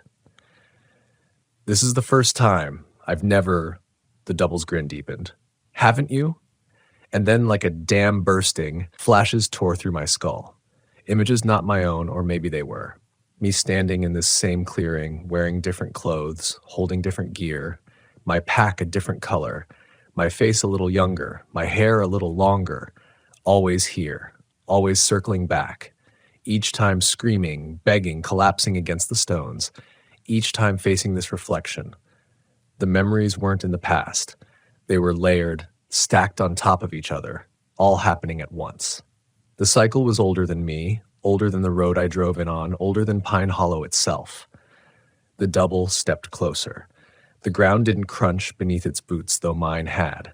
It moved like sound without source, like shadow without sun. "You can't leave," it said softly. And this time it wasn't a threat. It was fact. "You're already gone. What walks out of here tomorrow won't be you." I stumbled back, my heel striking the largest stone at the center. Cold shot up my leg, numbing it instantly. The stone hummed, low and steady, like a pulse. My hand shot out to steady myself against it, and the second my palm touched that slick surface, I was overwhelmed. Voices surged, hundreds, thousands, each one mine. Some begging, some laughing, some hollow with resignation. All of them me. I yanked my hand back, gasping, bile rising in my throat. My skin burned cold where it had touched, like frostbite etched into bone. My double stopped a few feet from me now, its presence bending the air, the weight of inevitability pressing harder. "You've always belonged to Pine Hollow," it whispered. "We only borrow the rest." The clearing spun. My breaths came fast, shallow, each one a blade. And for the first time since the whisper had first called my name, I felt the shape of surrender inside me. Not because I wanted to give in, but because I was so tired. So desperately tired. The double reached out a hand. Its palm was my palm. Its fingers were my fingers, and the trees leaned closer, swaying with anticipation, the forest itself waiting to see if I'd take it. But somewhere deep, a voice, faint, fragile, pushed back. My mother's voice. Not the warped version the forest had used, not the imitation, but her real voice, rooted in a memory so clear it broke the cycle for a heartbeat. She was laughing, calling me Danny after I scraped my knee when I was 7. The warmth in it was undeniable. Human. Mine. I clenched my fists, shaking so hard I could barely stand. "I'm not yours," I rasped. The words felt weak, but they were mine. The double smile flickered just slightly, and in that crack I saw something. It wasn't invincible. It needed me to agree. It needed me to step forward. Without my surrender, it was incomplete. The realization hit like fire through ice. My fear sharpened into something else. Not courage, not yet, but defiance. My body still trembled, my lungs still clawed for air, but I took one step back instead of forward. The forest hissed, the whispers surging in protest. My double's hand hovered, twitching like a puppet's string had been yanked. "You can't fight it," it snarled, and for the first time its voice cracked, not calm anymore, but desperate. I held my ground, every nerve screaming, my heart pounding so loud it drowned the clearing. "Watch me." The figures in the tree line rippled, blurring, their shapes collapsing and reforming. The clearing itself seemed to shudder, the stones rattling against one another like teeth chattering in cold.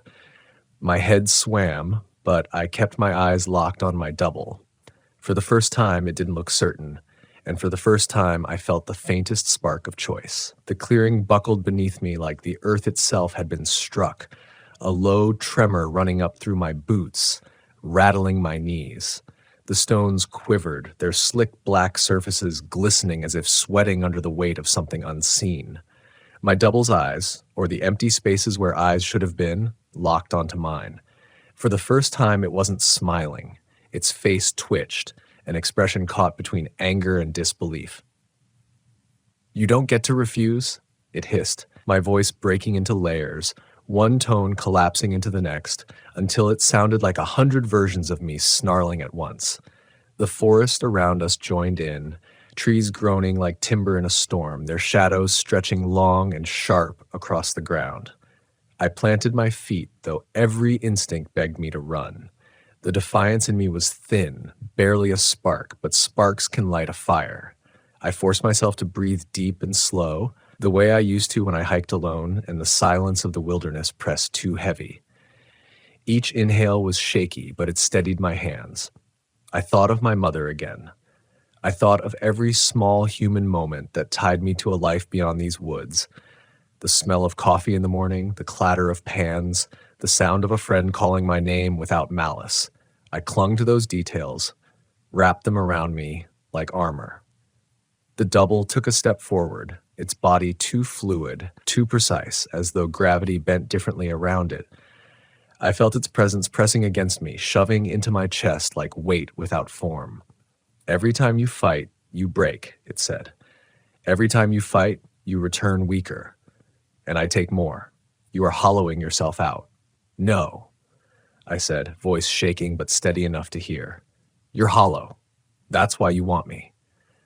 The clearing seemed to flinch. The faceless figures swaying in the tree line faltered, their shapes warping as their rhythm breaking for the first time. My double's head tilted, the twitching at its jaw sharpening. "You think you're strong?" it asked, its voice thinning, stretching into a mockery. "You think you can walk away?" It lunged. I stumbled backward, nearly tripping over the central stone. My light flared across its surface, and for an instant I saw my reflection in it, not the twisted double, not the thing that smiled without me, but the real me. Exhausted, terrified, shaking, but real. That glimpse snapped something in me.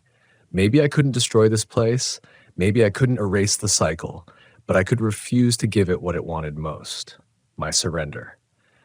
The double's hand lashed out, fingers stretching too long, aiming for my chest. I ducked and rolled sideways, the edge of the stone scraping my arm. Cold shot through me like lightning, but I forced my body upright, clutching the knife I'd forgotten was still sheathed at my side. I drew it, the blade flashing weakly in the beam of my headlamp. The thing laughed, a sound that bent my ears, fractured with static. "A blade? Against this?"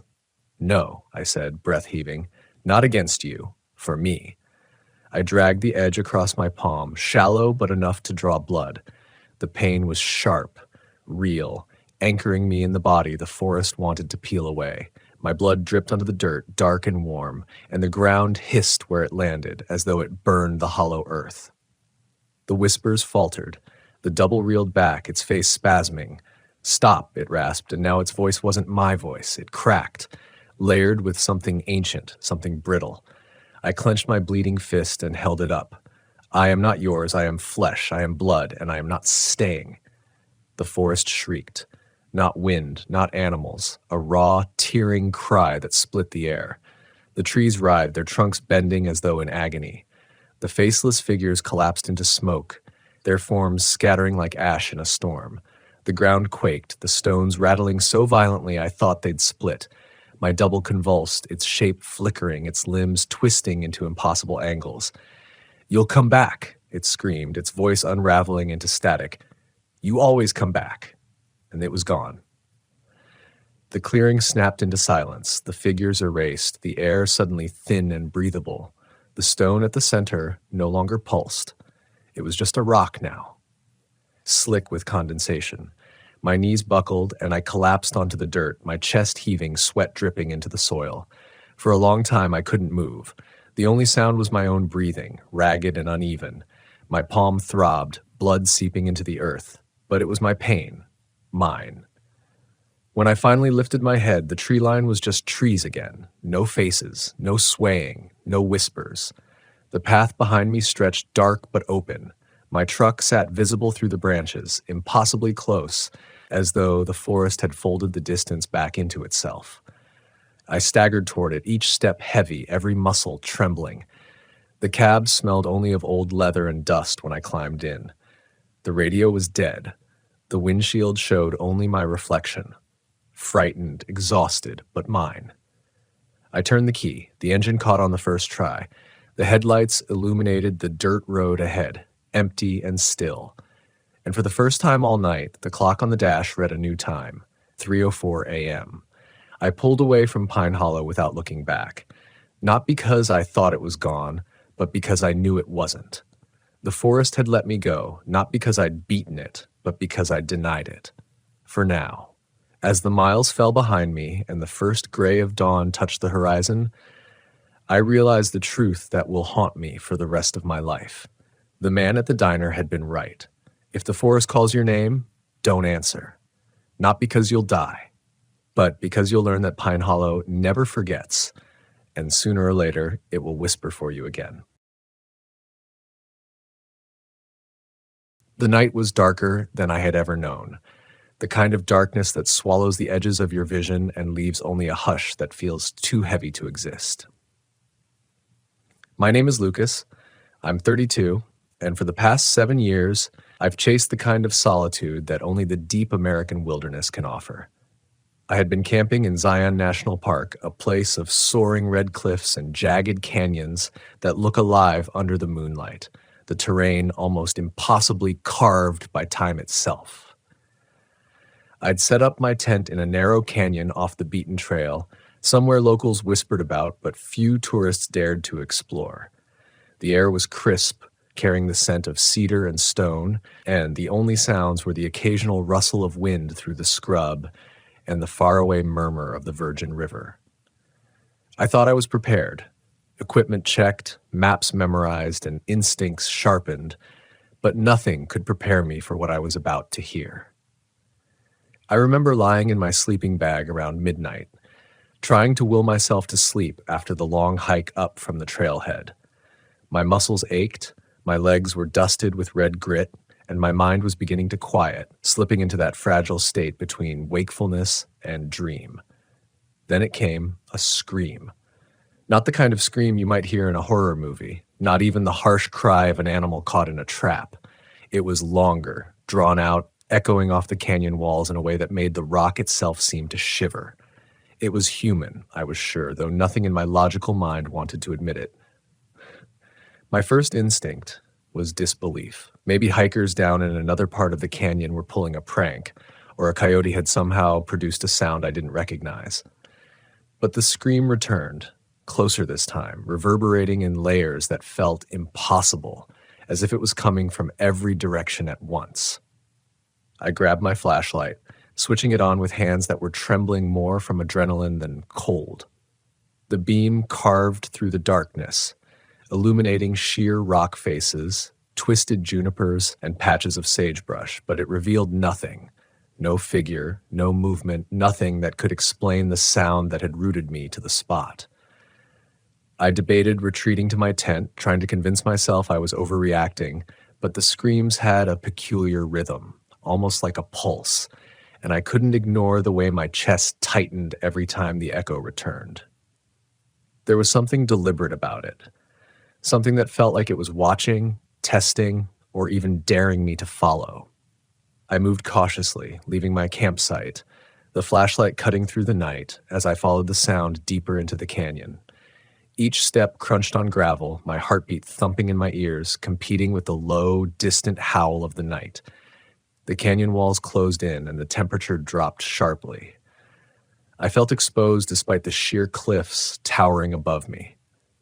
Every instinct screamed to turn back, but something, curiosity, fear, maybe a stubborn refusal to be defeated by shadows, kept me pressing on. I could see the moonlight grazing the cliff tops, highlighting the striations in the red rock, and for a moment the natural beauty of Zion felt almost otherworldly, like a cathedral carved from sandstone. Then the scream came again, sharper now, closer, almost immediately behind me, though I had no one in sight. Panic bubbled in my chest. I spun around, shining the flashlight in every direction, but the beam only reflected against the stone walls and the jagged brush. My mind raced through explanations. Maybe someone had fallen, maybe someone was lost. I called out, my voice shaking, hoping someone would respond, hoping someone would be there. Only silence answered. The echo of my own words seemed feeble compared to the scream that had now become a chorus, layering itself with whispers that sounded disturbingly human, yet not quite human. Every fiber of me told me to run, to sprint back to the safety of my tent, but some inexplicable part urged me forward. I had to see, had to understand. As I moved, I noticed signs of movement, subtle disturbances in the sand, a branch snapped just beyond the flashlight's reach, shadows that didn't align with the natural contours of the rocks. Fear mixed with fascination, and suddenly the scream stopped. The sudden silence was worse than the noise. It pressed against my ears, my chest, as if the canyon itself were holding its breath. I stood frozen, straining to hear anything, my own heartbeat loud in my ears, the cold creeping into my bones. Then I saw it, a flicker, a shadow that darted across a ledge far above me, impossible to reach, yet undeniably present. It moved with intent, disappearing behind a jut of rock, leaving only the memory of movement. I whispered my own disbelief, my voice lost to the canyon. I realized then that this canyon, this night, had stripped away every assumption I had about safety, about what was known and unknown. The wilderness was no longer just a backdrop for adventure. It was a living entity, ancient and inscrutable, reminding me in the most primal way that I was not alone. I retraced my steps slowly, cautiously, but every turn seemed unfamiliar. The canyon shifting as though the walls themselves had rearranged. Fear mingled with awe, and I understood something essential. Being in the wilderness was not about conquering it, or even understanding it fully. It was about listening, observing, and respecting the boundaries that were invisible until you stepped too close. By the time I returned to my campsite, the first hints of dawn were brushing the canyon tops with pale light. The screams had ceased, leaving only the soft murmur of the river and the rustle of wind. I sat on a boulder, exhausted, my mind spinning, trying to rationalize what I had experienced. I knew I hadn't imagined it. The echoes were too vivid, too complex, too layered to be a trick of the mind. And yet I also understood that I had glimpsed a part of the wilderness few ever do, the raw, unfiltered way it could assert itself, unbounded by human logic or reason. I packed my gear slowly, deliberately, absorbing every detail, every sensation, trying to etch it into memory. Fear had transformed into a kind of reverent clarity, a reminder that every journey into the wild carries lessons you cannot anticipate. The walk back to the main trail was quiet, but the memory of the night lingered in every shadow, in the wind brushing against my neck, in the way the light fell across the canyon floor. I had learned the fragile balance between courage and foolishness, curiosity and safety, and the lesson was seared into me in a way that no story or warning could convey. In the wilderness, every sound, every movement carries meaning, and every choice carries consequence. I realized then that camping was not just about survival or adventure. It was about humility, about surrendering to the enormity of a world that existed long before and would exist long after we did. That night, as the sun rose and the canyon came alive in its golden light, I felt an odd gratitude for the fear, for the mystery, for the echo of a scream that reminded me I had truly stepped outside the boundaries of ordinary life. The day that followed was deceptively serene, almost cruel in its calm. The canyon basked in sunlight, red walls glowing like molten stone, birds calling softly in the distance, and the river gleaming as it wound through the valley. But I couldn't shake the memory of the screams. Every rustle of wind through the brush, every shadow that stretched across the trail seemed to carry the weight of the previous night. A subtle reminder that the wilderness had not finished speaking to me. I kept my pack light, moving carefully along the narrow ledges and switchbacks, yet each step felt heavier than the last. The beauty of Zion was undeniable, almost hypnotic, but the awareness that I had crossed into a space beyond the ordinary made every movement measured, deliberate. I had entered a canyon that demanded respect, and I was still learning its rules. As I continued, I encountered evidence of previous visitors, small cairns stacked along hidden trails, faded footprints in sandy soil, but none of it felt like human presence in the sense I knew. Each marker seemed deliberate, cryptic, almost like warnings left in a language I didn't fully understand. My mind, still frayed from the previous night, began piecing together stories I had heard from locals, tales of hikers who vanished in the deep canyons, voices echoing across cliffs, strange lights flickering at odd hours. Until that moment, I had taken such stories with skepticism. Now, every detail of the landscape whispered with possibility, a reminder that the wilderness contains layers invisible to casual observation. The thrill of exploration mingled with a pulse of caution, a silent lesson in humility. By late afternoon, I reached a narrow alcove where the cliffs formed a natural amphitheater. Here, the sunlight barely reached, and the air was cooler, carrying the earthy scent of moss and damp stone. I decided to rest, sitting on a flat rock, letting the canyon embrace me with its quiet. But the silence was fragile, deceptive. A faint sound tickled my ears, barely distinguishable from the wind, a faint whimper, drawn out like the echo of the screams from the night before. I froze, the flashlight from my pack flicking instinctively on, nothing visible, and yet the sound persisted, subtle but deliberate, urging me to listen.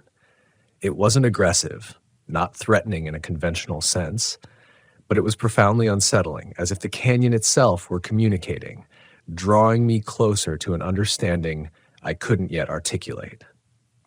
I followed the sound along a narrow ledge, careful to maintain balance, aware that a single misstep could be fatal. The canyon walls loomed above and below, casting shadows that shifted with the movement of the sun, creating illusions of motion where there was none. I stopped again when the whimper transformed into a distinct pattern, almost rhythmic, like a voice attempting to speak. The hair on my arms rose, a mixture of fear and awe threading through me.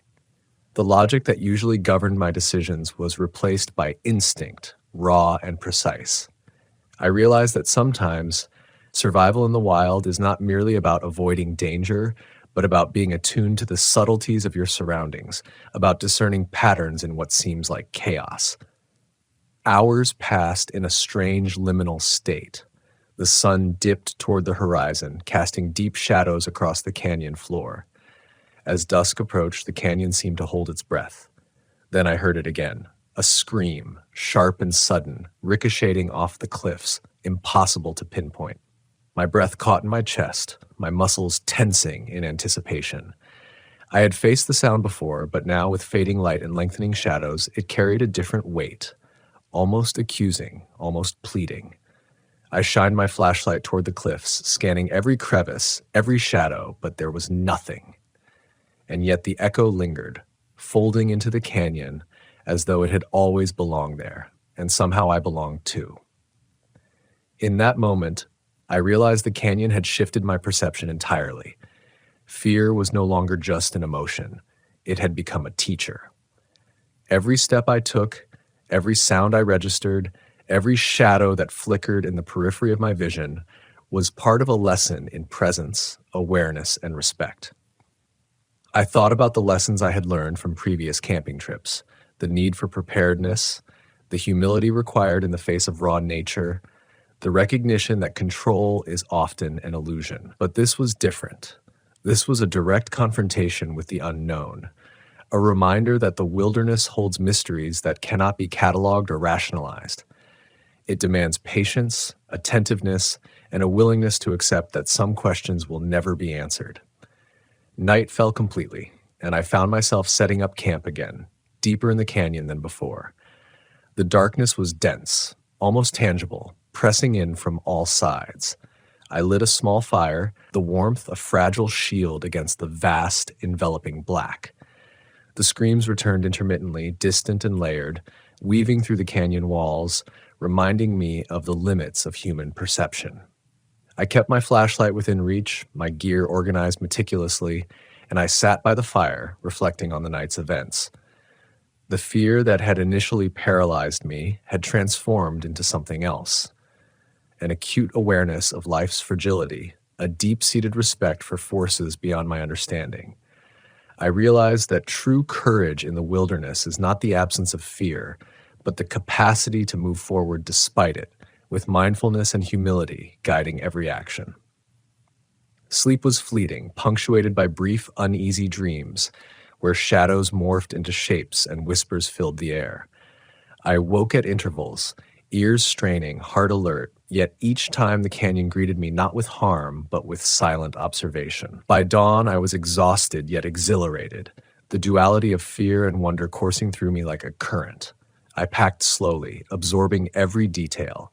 The way light hit the rock face, the faint patterns of wind across the sand, the lingering echo of the previous night's screams. I knew I would carry this experience with me forever, not as a story of terror alone, but as a testament to the depth of awareness, respect, and presence that true wilderness demands. The descent from the canyon was quiet, almost reverent. I retraced the path to the main trailhead, every movement deliberate, mindful of the lessons carved into my mind. By the time I reached the park's main access road, the ordinary world felt impossibly bright, almost harsh after the nuanced darkness of the canyon. Yet I was changed. The echoes of Zion, the screams that had no visible source, the shadows that moved like living entities, all of it remained with me as a vivid reminder that life outside our comfort zones offers truths we cannot discover from maps or guides. True adventure, I realized, is a dialogue between oneself and the world, a conversation that requires courage, attentiveness, and a willingness to embrace the unknown without illusion of control. The final stretch of my hike back to civilization was a strange mixture of relief and lingering tension. Every familiar landmark, every signpost pointing toward the parking lot seemed incongruously mundane after the profound, almost sacred trial I had endured in the canyon. And yet, even in the bright morning light, I felt the canyon's presence behind me, a quiet insistence that it had left its mark, that the wilderness had permanently altered the way I perceived the world. I reflected on the nights I had spent listening to those unexplained screams, on the shadows that seemed to watch and move independently of anything I could comprehend. The fear had been real, but so had the clarity it brought, the realization that life in its rawest form, untouched by civilization, demands humility, awareness, and a deep respect for forces we rarely acknowledge. I remembered sitting by my fire that second night, feeling exposed yet oddly protected, as if the canyon itself had been both witness and teacher. The screams, once harrowing, had become a sort of dialogue. I realized that in the deep woods, danger is not always a predator to flee from. Sometimes it is a reflection of our own limitations, our assumptions, our inability to fully perceive the world around us. Every rustle of leaves, every distant echo is a story waiting to be understood if we approach it with patience and humility. And in that realization, fear began to transform into understanding, uncertainty into awareness, and isolation into a profound connection with something larger than myself. By the time I reached the park exit, I encountered other hikers and families, the casual chatter and laughter of those who had never ventured as deeply into Zion as I had. I smiled, exchanged brief greetings, and for the first time in days felt the contrast of ordinary life against the raw, elemental experience I had just endured. But the canyon stayed with me in subtle ways. The way I noticed the patterns of the wind, the way shadows seemed to carry messages, the way silence could be both comforting and instructive. I realized that the wilderness does not give itself fully to anyone. It grants fragments, lessons that must be earned, understood, and respected. I had earned my fragment that night, and it had transformed me. In the days that followed, I wrote down every detail I could remember: the flicker of movement on the cliff face, the layering of echoes that no human voice could replicate, the cadence of fear and wonder that had coursed through me. Writing it out was part of the process of understanding, part of integrating the lessons that were imparted not through words, but through experience. I reflected on my choices, on the moments when curiosity outweighed caution, when fear could have frozen me but instead became a guide. The canyon had tested me in ways I had not anticipated, pushing me to the edges of endurance, perception, and courage. And I had emerged, not unscathed, but more alive, more attuned to the subtle rhythms of the world. I realized then that these experiences are not just personal stories, they are opportunities for insight. Every camping trip, every night spent under the stars in deep forests or hidden canyons is a chance to confront the unknown, to understand the fragility and strength of human perception, and to learn humility in the face of forces far greater than ourselves. Fear, when faced consciously, can illuminate truths that are otherwise invisible. It can teach patience, focus, and presence. And most importantly, it can remind us that life, like the canyon, is layered, mysterious, and endlessly expansive. Months later, when I returned to the canyon for another hike, the echoes of that night had not faded. The shadows seemed less threatening, the rustling leaves less menacing, and yet the canyon still held its secrets, its lessons. I approached it with the respect it demanded, with awareness sharpened by memory, and with a quiet gratitude for the fear that had opened my eyes. The screams had been unexplained, yes, but their meaning was clear in a way that transcends explanation. They were a call to presence, a reminder of the depth and complexity of the world we often overlook, and an invitation to move through life with humility and courage. In the end, the canyon had given me something far more valuable than fear. It had given me perspective. It had reminded me that life is lived most fully when we step beyond the familiar, confront what we cannot control, and allow ourselves to be shaped by experiences that defy logic or expectation. The wilderness, in all its beauty and terror, became a mirror reflecting my limitations, my resilience, and my capacity to grow. And as I stood once more on the trailhead, the red cliffs glowing in the late afternoon sun, I knew that every scream, every shadow, every echo had been a teacher, guiding me toward a deeper understanding of courage, awareness, and the profound mystery of the natural world. As the sun dipped below the horizon, painting the canyon walls in shades of molten gold and deep crimson, I felt the weight of the experience settle into me, not as a burden, but as a quiet, resonant pulse that echoed the rhythm of the canyon itself. The screams that had once filled me with panic now felt like a distant, almost sacred refrain, a reminder that the world is far larger and stranger than our narrow human assumptions allow. I had come seeking solitude, adventure, and the thrill of the unknown, but what I found was something far more profound: the realization that fear, when faced consciously and with respect, becomes a doorway to understanding, a bridge between our limited perception and the vast, untamed forces of nature. I sat on a boulder overlooking the winding river below, the last light of day glinting off the water, and I thought about the choices I had made. Each step I had taken deeper into the canyon, every instinct I had trusted or ignored, had led me here, to a space where fear and awe were inseparable, where the unknown became a mirror reflecting the deepest parts of myself. I understood then that life is not measured by comfort or certainty, but by our willingness to step into spaces that challenge us, that force us to confront what we cannot control, and that teach us to move with awareness, courage, and humility.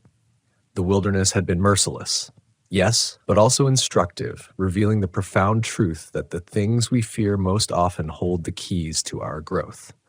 Night fell fully, and the canyon was enveloped in a velvet darkness that felt alive, as though every crevice, every ledge, every whispering wind had a consciousness of its own. I lit a small fire, its glow dancing against the cliff faces, and let myself sit in the silence, absorbing every sound, every scent, every subtle shift in the air. It was in that moment, surrounded by shadows and the lingering echoes of what had happened, that I realized the ultimate lesson. Courage is not the absence of fear, and understanding is not the conquest of mystery. True wisdom comes from moving forward despite uncertainty, from honoring the unknown without attempting to dominate it, and from allowing ourselves to be shaped by experiences that exceed explanation. I thought about the screams again, about the way they had pierced the night and echoed through the canyon as if the land itself were speaking. They were terrifying, yes, but they were also a gift, a chance to feel alive in a way that only total immersion in the unknown can offer. The canyon had stripped away pretense, forcing me to confront raw reality, and in doing so, it had left me transformed. I understood now that every trip into the wilderness is a dialogue. The land challenges us, tests our instincts, demands our presence, and rewards our attentiveness with insights we could never gain in comfort or familiarity. Each fear, each uncertainty, each inexplicable sound is a teacher, and the wilderness is the classroom. By the time I packed up the next morning, the first tendrils of sunlight stretching over the canyon walls, I carried with me a clarity that transcended mere survival. The echoes of the night, the shadows that had danced just beyond my vision, and the invisible presence that had watched me all along had become part of my own internal landscape, a permanent reminder of what it means to live with awareness, courage, and humility. I realized that life itself is a wilderness, filled with moments of uncertainty, fear, and awe. And like the canyon, it demands that we move through it fully, attentively, and respectfully, understanding that every experience, no matter how frightening, is an opportunity for growth. As I descended toward the trailhead, the canyon behind me quiet and enigmatic once more, I felt a profound sense of gratitude, not for conquering fear, not for surviving, but for having been allowed to witness the raw, untamed beauty of a world that exists beyond human control. The screams, the shadows, the chilling echoes, they were not simply incidents to recount. They were lessons etched into memory, a call to presence, and a reminder that the unknown is where we encounter our truest selves. In every adventure, every step into the deep woods, there is a chance to confront not just what lies beyond, but what lies within. And it is in that confrontation, fueled by courage, shaped by fear, and tempered by awareness, that we discover the vast, untapped potential of life itself.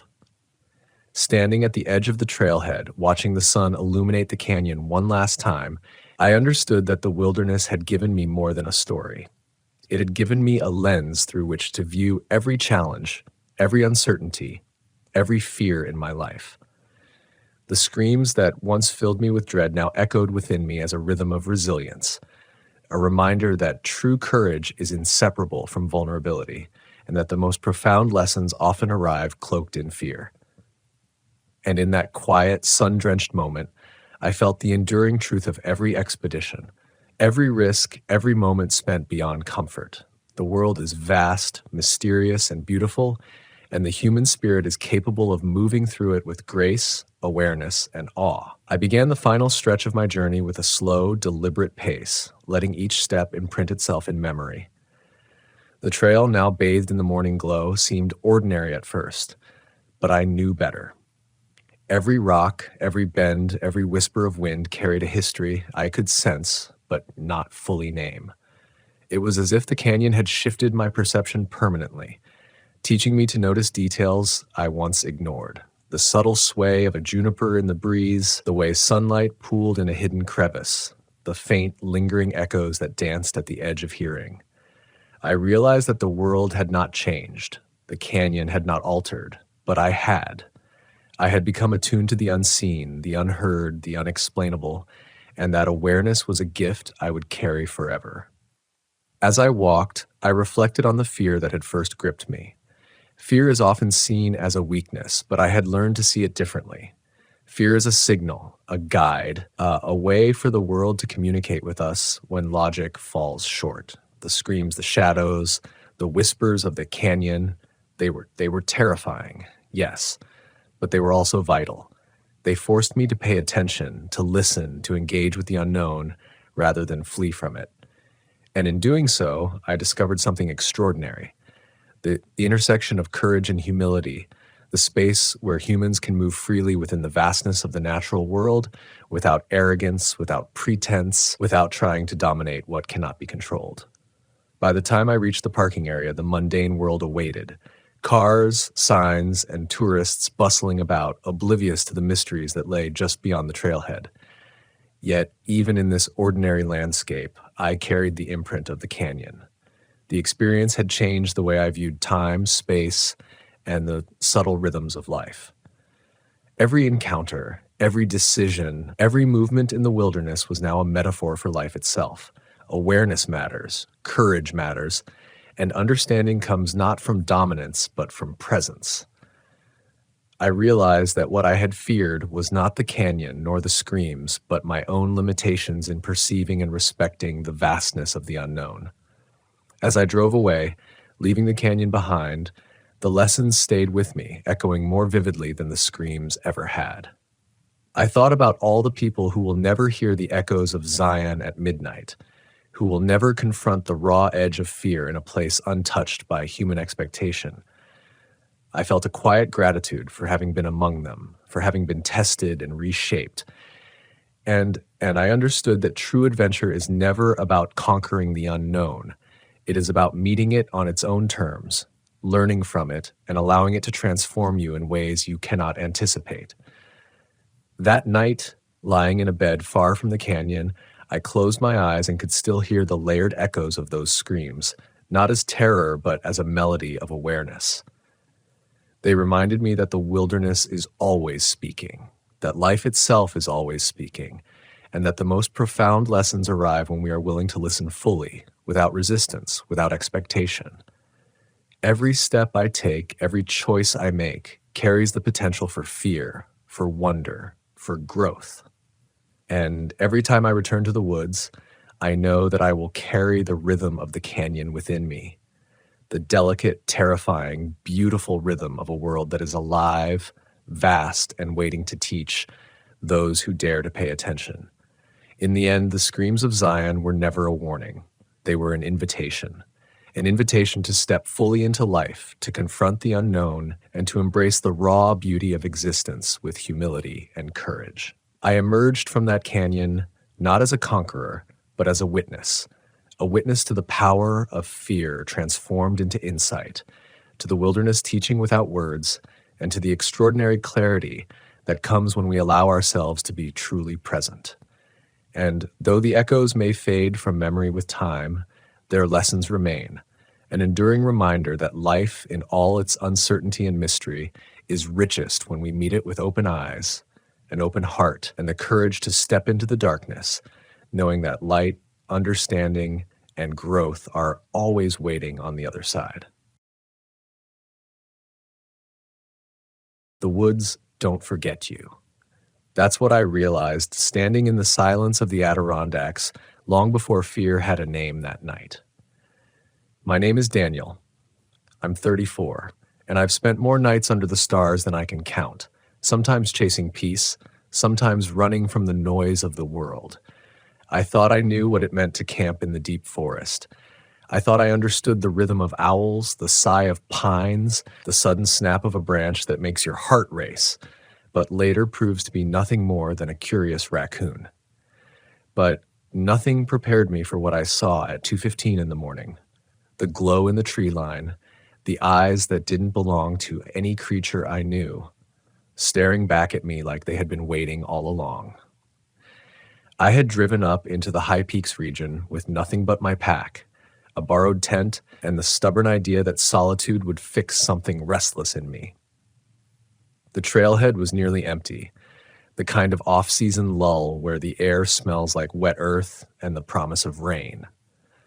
Locals had told me the same warnings I'd heard countless times. Don't leave food out, respect the bears, keep your fire manageable.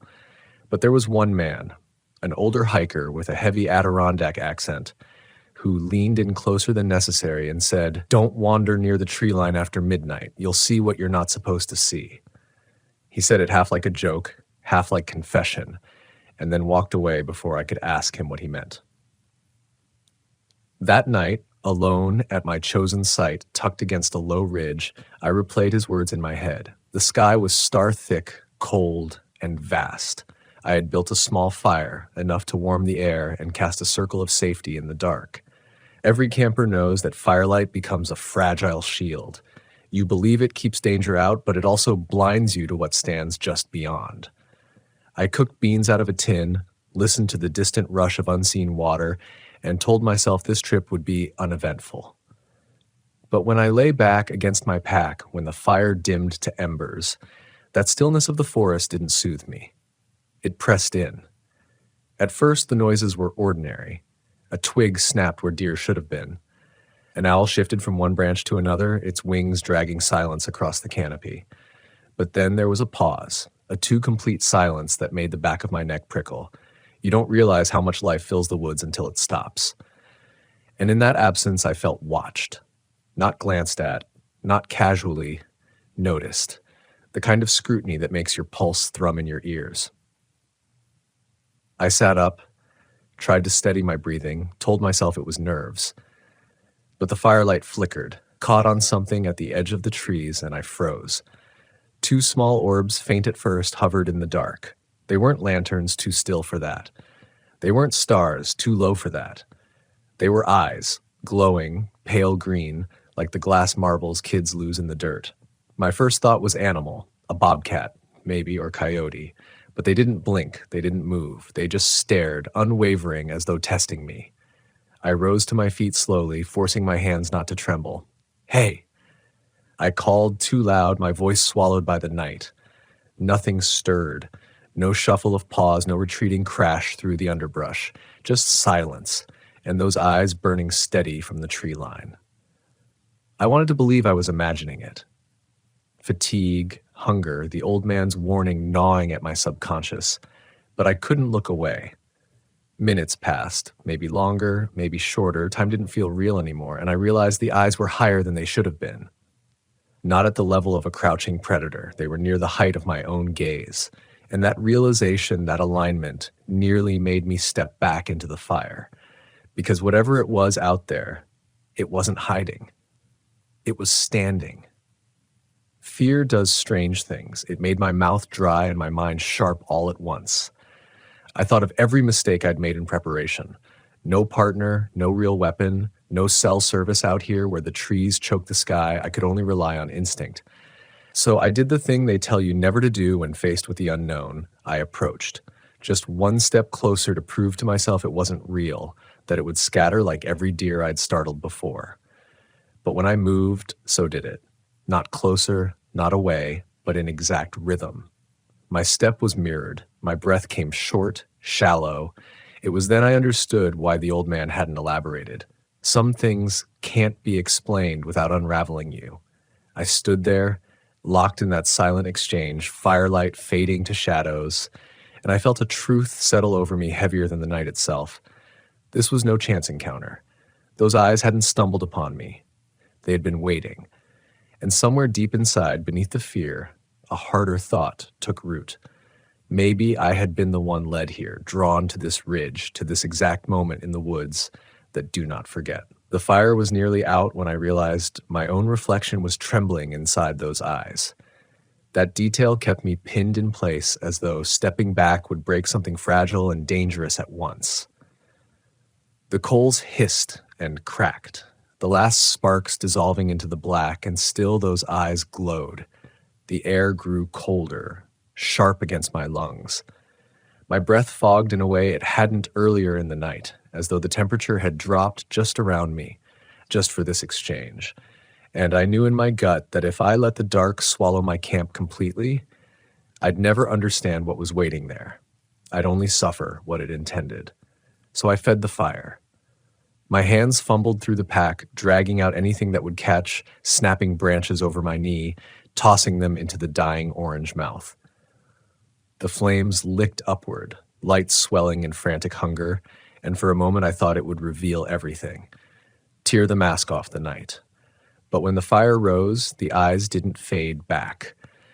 They didn't flinch at the heat or glare. Instead, they shone brighter, as though they'd been lit from within, as though they wanted me to see more. And that's when I realized there was no outline, no animal's body shifting behind the glow.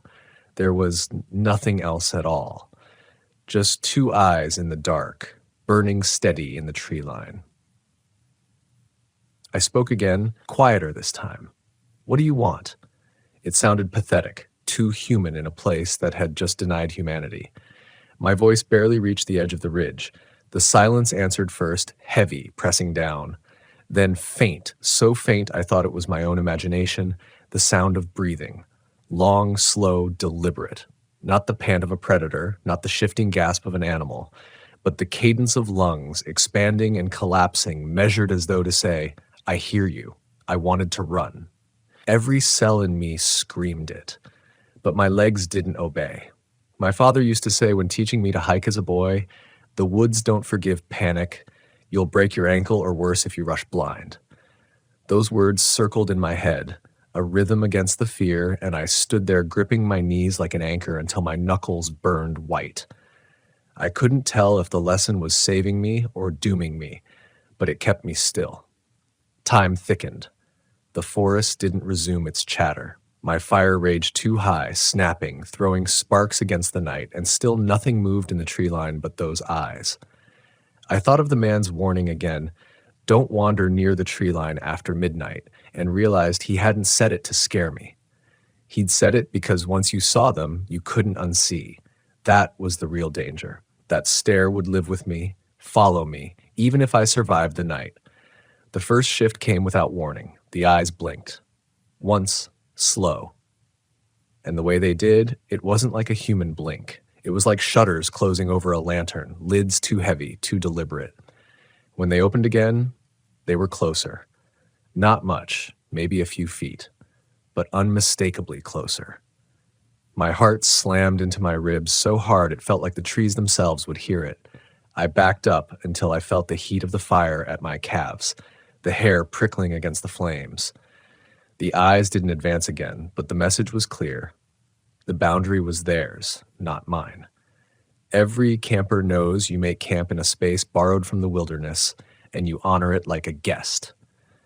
But in that moment, I understood. I hadn't been a guest here. I'd been an intruder. I don't know how long I stood guard like that, fire at my back, eyes pinning me to the earth. My watch had died earlier in the day, and my phone was useless here, so minutes and hours collapsed into the same unbearable moment. I tried to remember every story of glowing eyes I'd ever heard. Folklore of will-o'-the-wisps cryptids hunters swore were real, old tales of spirits who patrolled ridgelines in the Adirondacks. None of them comforted me because all of them agreed on one thing. Once seen, you were marked. And then, just as sudden as they had come, the eyes turned away. Not like a head swiveling, but vanishing, as though a curtain had fallen between us. One blink, and the tree line was empty again. Only trees, only shadows. I nearly collapsed into the fire from the release of tension. My knees buckled. My chest heaved. I clawed at the pack for my knife, even though it was absurdly small against whatever had just shared its attention with me.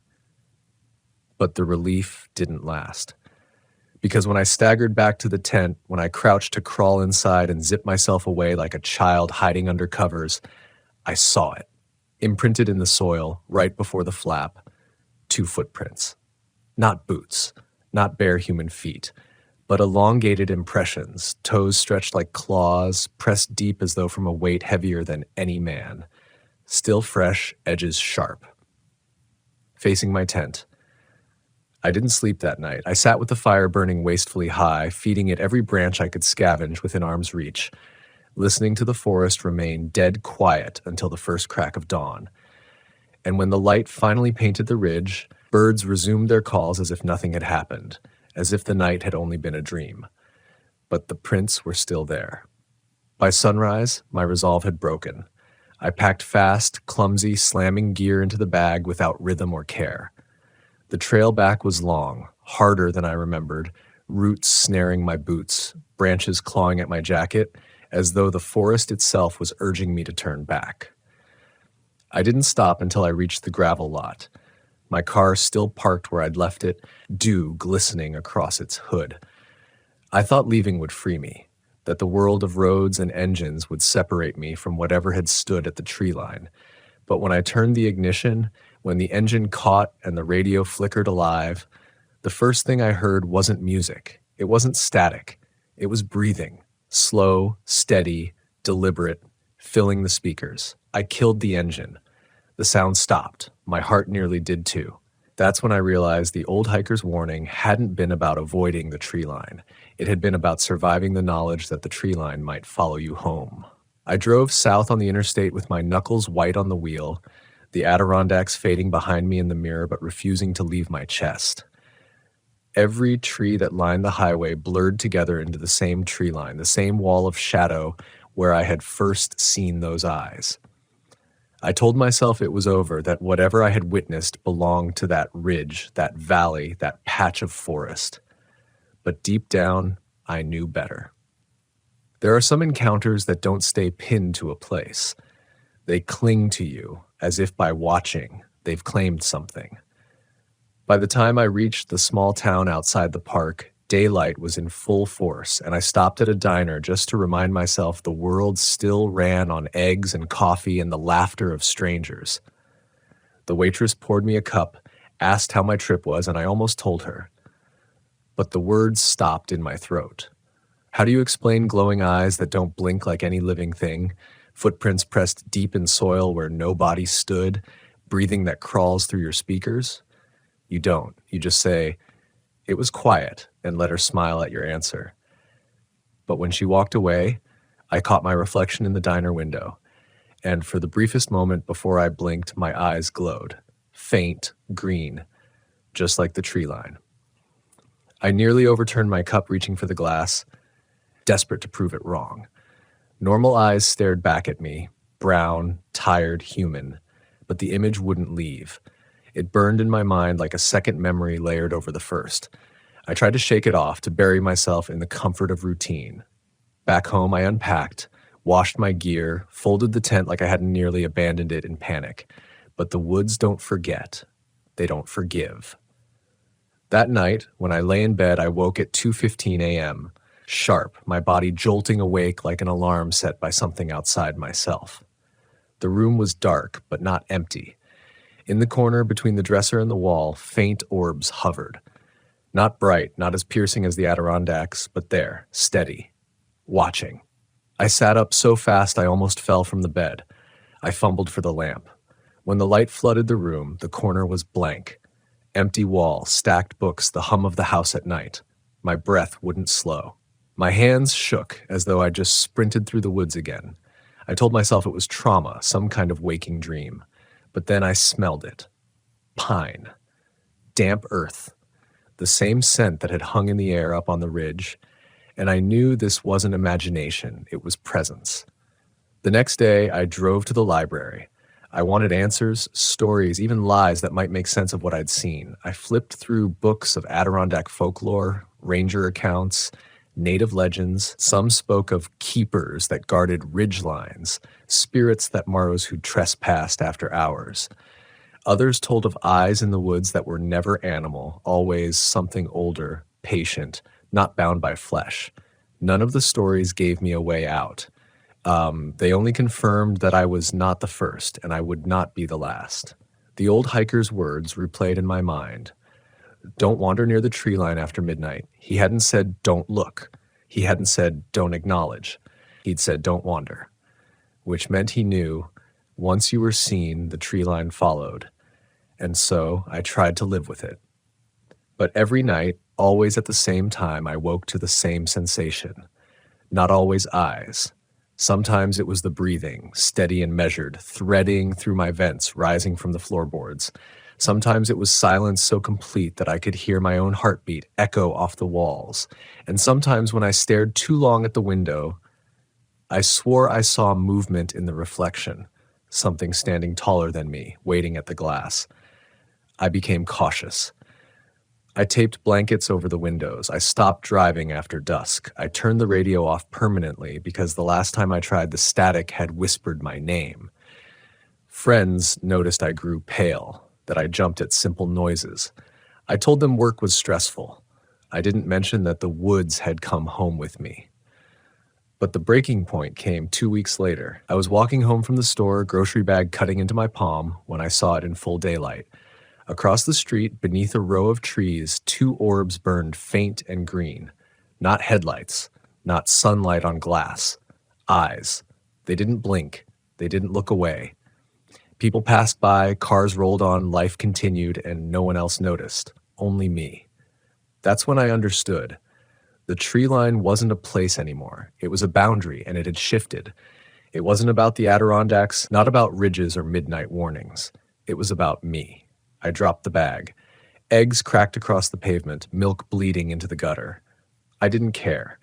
My legs carried me faster than I knew they could, up my steps, door slamming shut behind me, locks twisting useless against what I knew wasn't bound by wood or metal. I leaned against the wall, chest heaving, and whispered out loud, "What do you want?"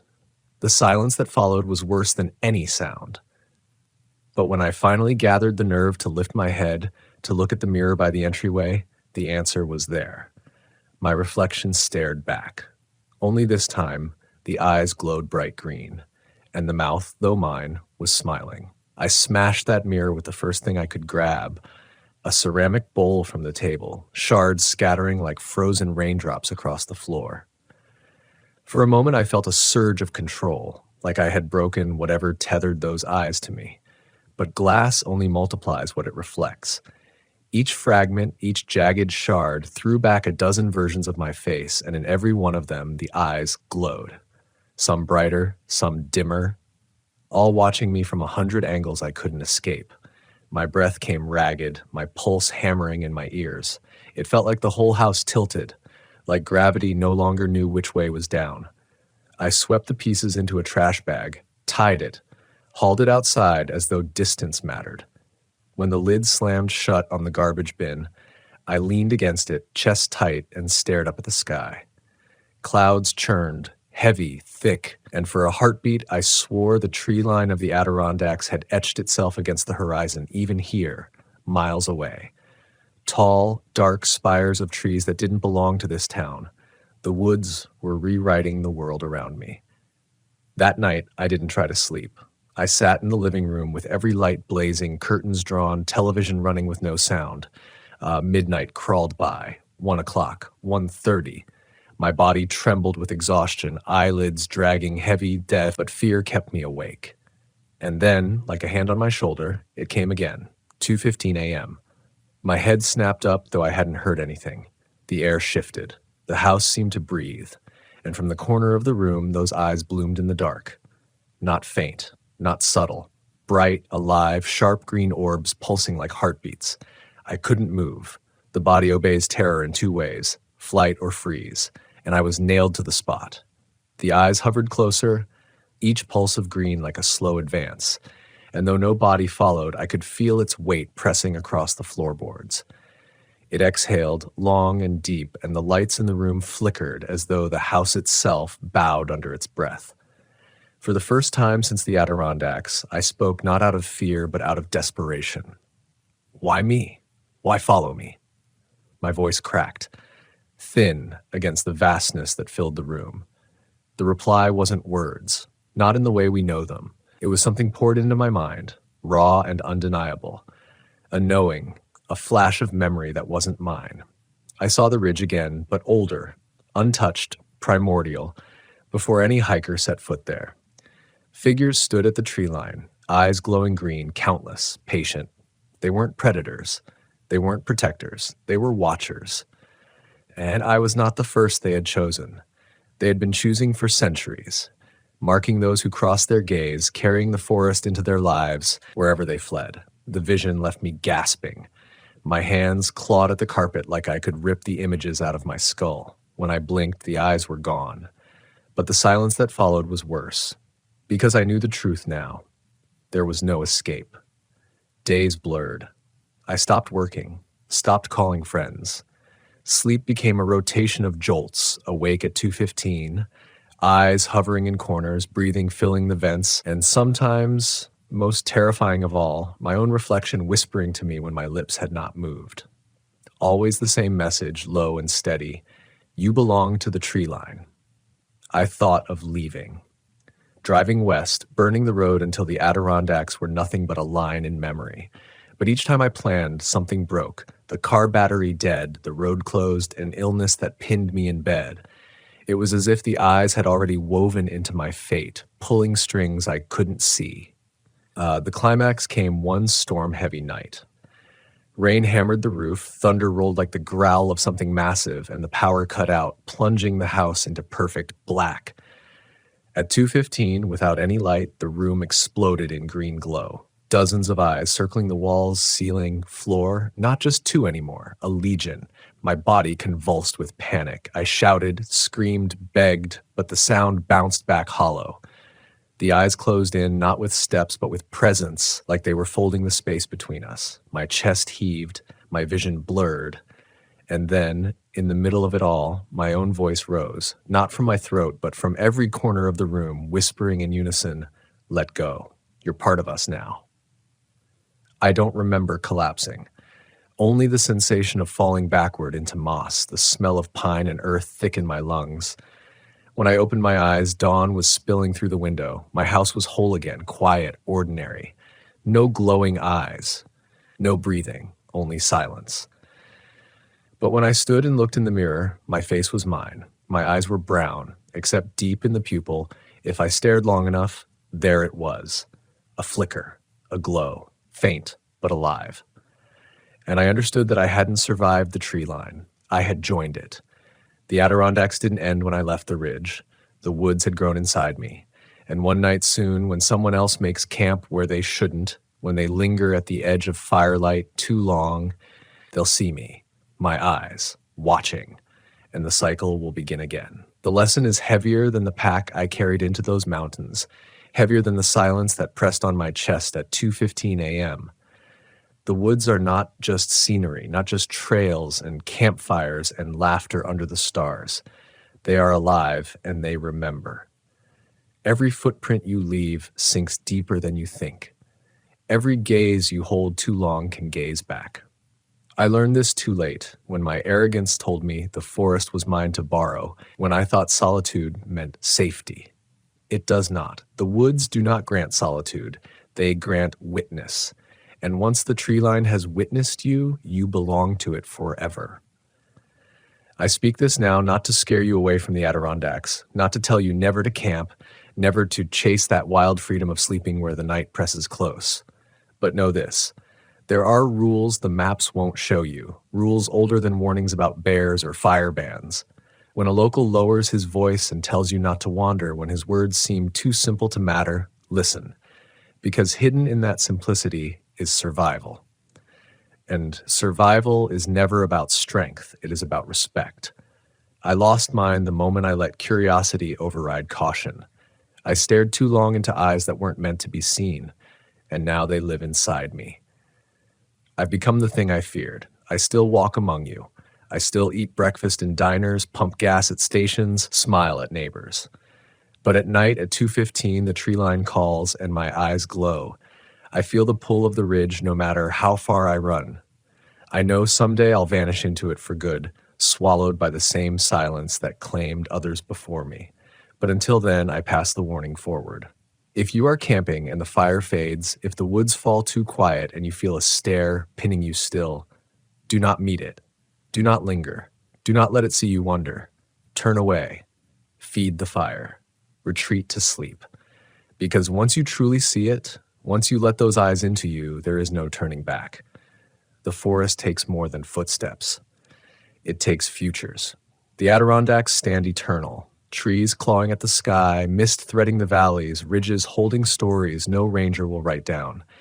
And hidden in those stories are people like me, who thought we were just passing through. We are still there, in the silence, in the shadows, in the eyes that glow when the fire burns low.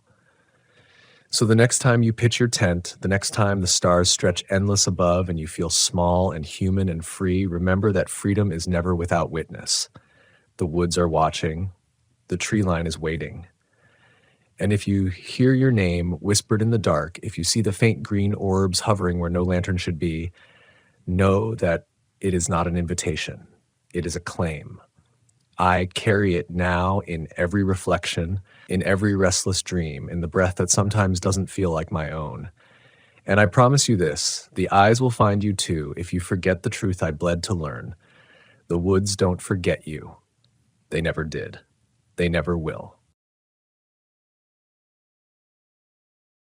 The first thing I noticed when I woke was the silence, an almost tangible silence that pressed against my eardrums like a living thing. I'd been camping alone in Glacier National Park, tucked into a small clearing near the edge of the forest where the firs thinned and the land sloped down toward a narrow creek. My name is Caleb. I'm 32, and I've spent the better part of the last decade chasing the wilderness, trying to find a clarity that city life never gave me.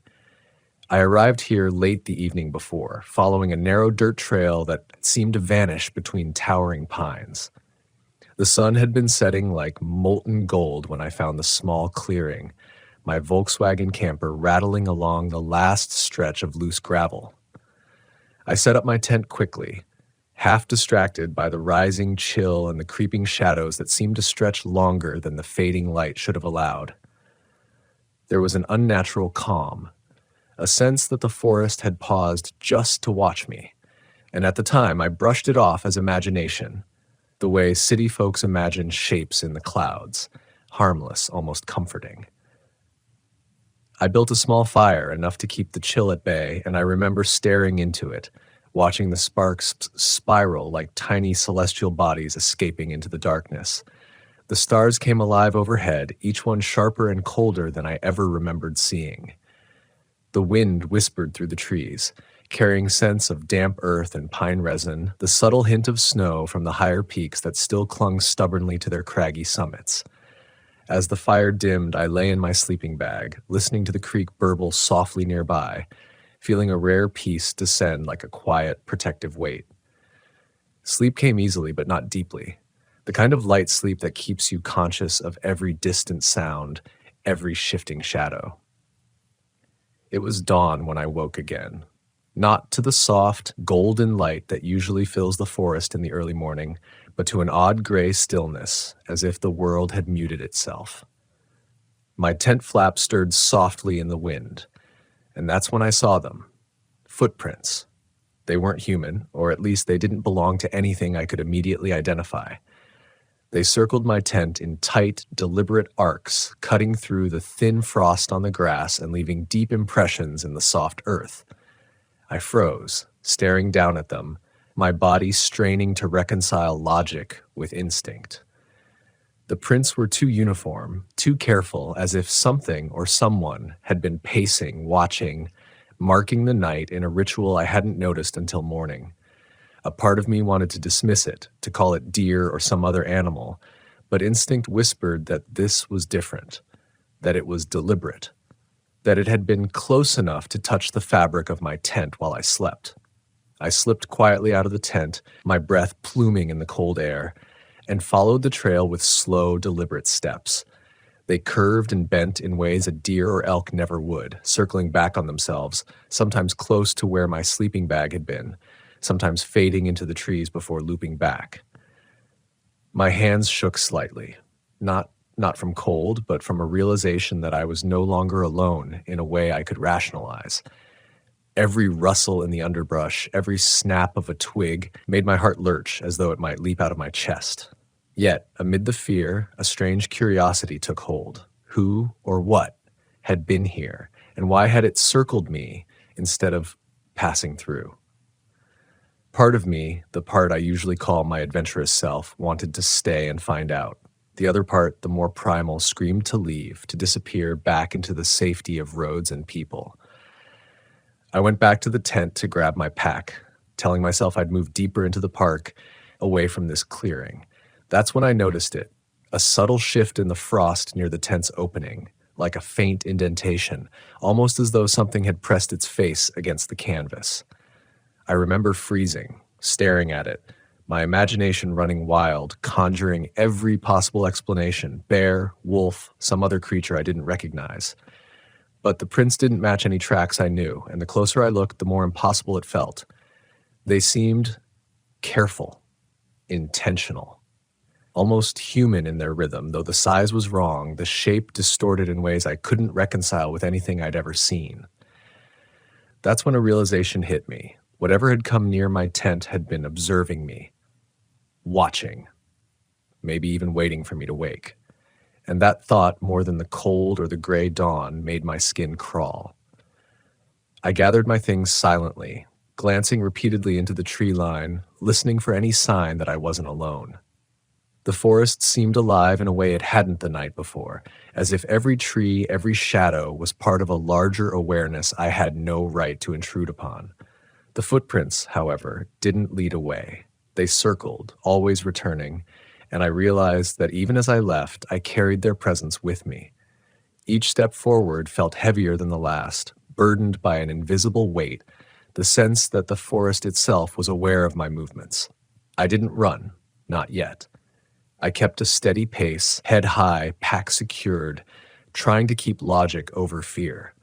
But the rational part of me began to tremble at the idea that I was still being watched, that some consciousness had remained in the clearing after I moved. I told myself it was imagination, that it had to be, and yet every instinct in my body refused to agree. As I moved further along the trail, the sun began to push through the gray, shedding light on the frost-covered undergrowth and illuminating the occasional frost-crusted berries on the bushes. The forest, bathed in this new light, seemed almost ordinary again, a place I had walked hundreds of times before. And yet there was an edge now, a subtle undercurrent that hadn't been there. It was a reminder that even the most familiar places could hold surprises, secrets just beyond perception, waiting for the unprepared or the overconfident. The encounter with the footprints, brief as it had been, had shifted something inside me. A heightened awareness, a respect for the unseen layers of the world, and a reminder that wilderness isn't just about physical survival. It's about understanding your place in a larger, often incomprehensible system. I continued my hike, moving toward a small ridge I had marked on my map, a spot that promised both view and shelter. Every so often, I glanced back over my shoulder, half expecting to see movement, a shadow, or some sign that I was being followed. Nothing appeared. And yet, my senses had changed. I noticed subtle sounds, the snap of a twig, the distant call of a bird, the whisper of wind through the needles, as if each was amplified by the morning's events. By the time I reached the ridge, the sun had fully broken through, casting sharp light and long shadows across the valley. From that vantage point, I could see glaciers in the distance, their white faces gleaming, imperious and indifferent to my fear. It was a humbling sight, a reminder that the wilderness doesn't bend to our expectations or our understanding. It exists independently, filled with its own rules and rhythms, and occasionally it tests those who enter with an almost playful cruelty. And yet, even as I stood there, part of me craving the safety of a known path, another part recognized the lesson embedded in that night. The footprints weren't just a scare, they were a challenge, an initiation into a deeper awareness. They forced me to confront the fragile line between confidence and hubris, between preparation and assumption. They reminded me that solitude in the wild is never absolute, that our presence alone can provoke a response from forces we might not fully comprehend. And so I walked on, carrying both the memory and the warning, aware that every step I took would be informed by that brush with the inexplicable. The mountains stretched out before me, vast and eternal, and I understood that survival was only one part of the story. Awareness, humility, and the courage to face the unknown were what truly mattered. The trail narrowed as I descended from the ridge, the trees closing in like a cathedral of green, Sunlight dappled through the needles in sharp, fragmented patterns. Each step brought a renewed tension, a gnawing sense that the forest had not finished speaking to me yet. I kept glancing to the edges of my vision, half expecting movement where none existed, yet feeling certain that the presence I'd sensed earlier lingered just beyond perception. The footprints had vanished somewhere behind me, yet their rhythm, the pacing, the circling, remained imprinted in my mind like an echo that refused to dissipate. I tried to shake it off, repeating a mantra I had used on countless solo hikes: respect the wilderness, but trust your preparation. Yet the mantra felt hollow now, unable to fill the sudden void of certainty the forest had imposed on me. As I moved deeper, the undergrowth grew denser, the path becoming less distinct, littered with fallen branches and leaves that muffled my steps but amplified every other sound. A small creek appeared, meandering across the trail in a ribbon of icy water, reflecting the sky in irregular patches. I knelt to take a drink, and the cold water shocked my system, forcing me to slow my thoughts, to breathe the immediate sensation dominate over the intangible unease pressing from all directions. For a moment, I allowed myself to feel present in the simple act of drinking, to appreciate the forest in its raw, elemental form. And yet, as I straightened, I realized the silence had returned, not gentle, but tense, deliberate. Even the creek seemed quieter, as if holding its breath alongside me. Something was watching, waiting for me to slip into complacency again. I pressed on, following the faint, winding path that hugged the base of a steep slope. Every so often, I noticed anomalies: branches bent at unnatural angles, subtle depressions in the soil, the faintest hint of movement just beyond the tree line. Rational thought attempted to frame these as animal tracks or wind-tossed debris, yet each explanation felt increasingly inadequate. My mind struggled against the creeping notion that I had stumbled into a place that existed partially outside normal rules, a place where instinct, perception, and fear overlapped until they became inseparable. I felt a peculiar thrill in that awareness, a blend of terror and reverence, as though the forest had drawn me into a dialogue I was only beginning to understand. It demanded attentiveness, humility, and an acknowledgement of limits I had rarely considered. Hours passed. The sun climbed higher, burning through the haze and illuminating the glaciers in brilliant shards of light. My legs ached, my pack felt heavier with every step, but my mind was sharper, more focused than I had ever experienced in the city or even in less intense excursions. Each sound, the rustle of needles, the distant call of a hawk, the echo of a falling branch, was a signal, a piece of a puzzle I hadn't yet learned to read. And then I saw them again. Faint prints, pressed lightly into the soft soil, following a line that intersected mine but didn't continue straight past. They were smaller now, more delicate, almost playful in their placement, and yet the message was unmistakable. I was not the sole occupant of this space.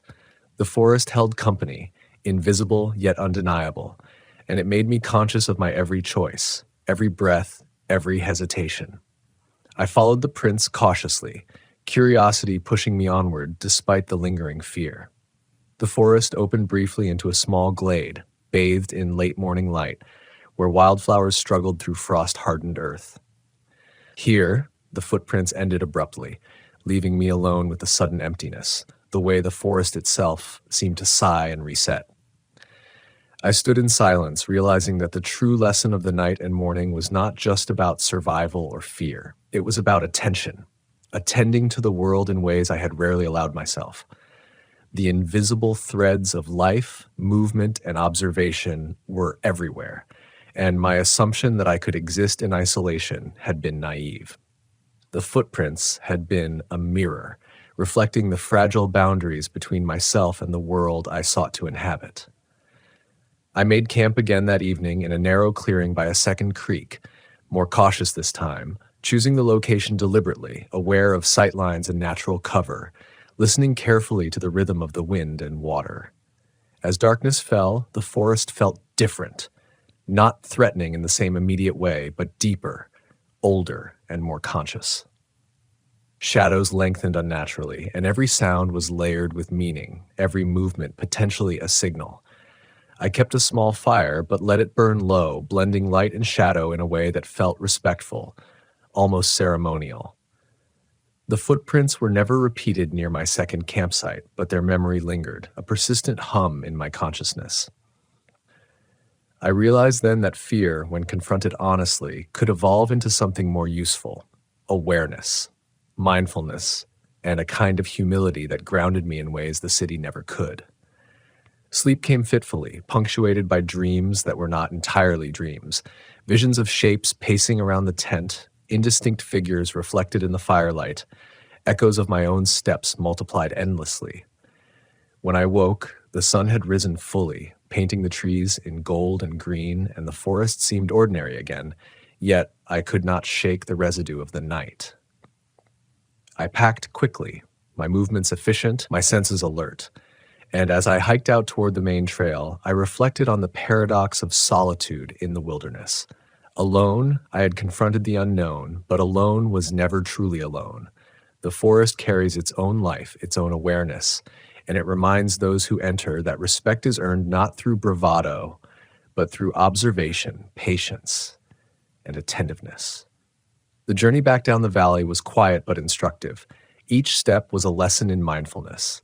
Each glance over my shoulder a reminder that the unseen is often more instructive than the seen.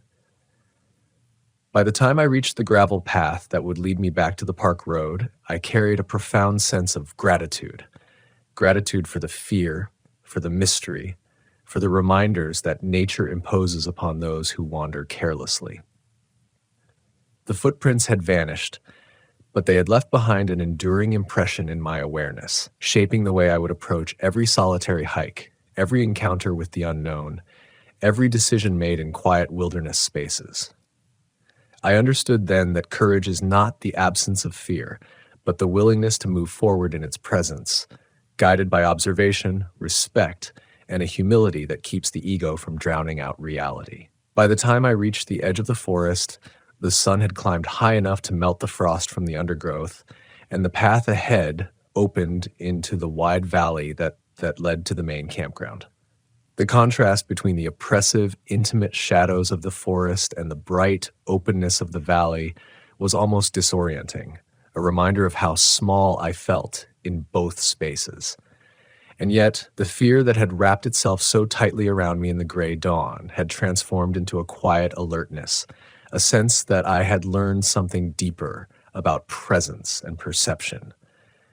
Each sound, each movement, even the way my own boots pressed into the earth, felt charged with meaning. And I realized that the footprints, though I would never fully understand their origin, had changed the way I engaged with the world around me. They had forced me to inhabit the moment fully, to experience the wilderness not as a backdrop for my adventure, but as a living entity with its own rhythm and logic. The return to the campground was uneventful in the literal sense, no shadows looming just beyond vision, no unexpected sounds. But the unease of the night and dawn remained with me in a subtler form, a persistent awareness that even in seemingly safe spaces, life carries the potential for surprise. I paused on a small rise overlooking the parked cars and scattered tents, watching families and hikers moving in ways that seemed almost oblivious to the quiet lessons embedded in the land. I thought of the footprints again and of the deliberate pacing, the circling, and I understood that the forest had spoken in its own language, leaving marks to remind me that attentiveness is a rare and valuable skill. The ordinary world carried none of that subtle pressure, none of that demand for care, and yet it shared the same truth: that life responds to the way you move through it, that respect and awareness are inseparable from survival and understanding. I spent the rest of that day hiking along marked trails, keeping my pack light, my eyes scanning both the obvious and the subtle.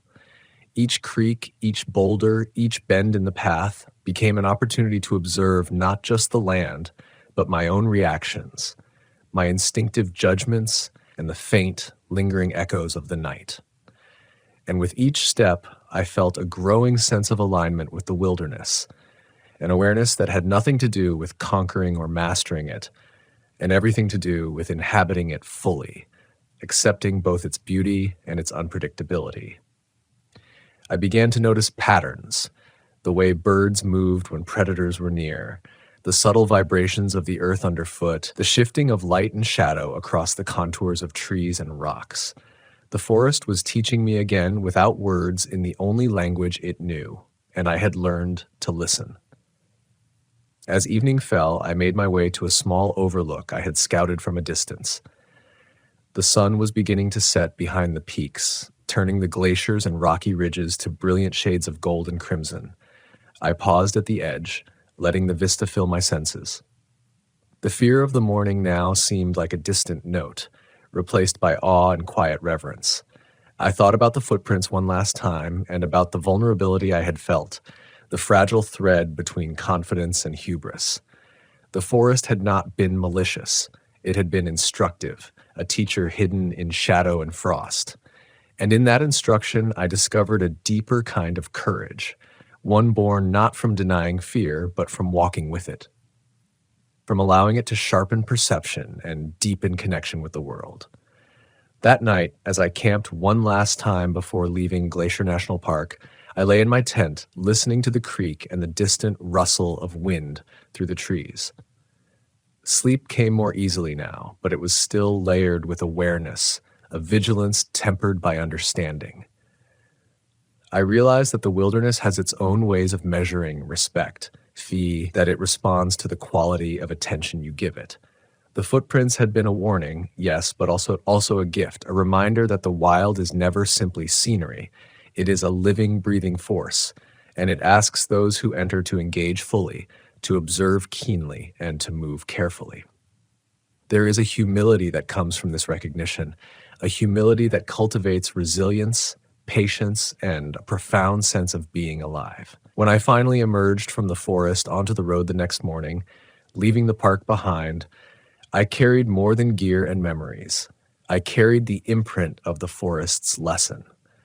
Fear had become a teacher, curiosity a compass, and the invisible presence that had paced around my tent had left a permanent mark on the way I perceived the world.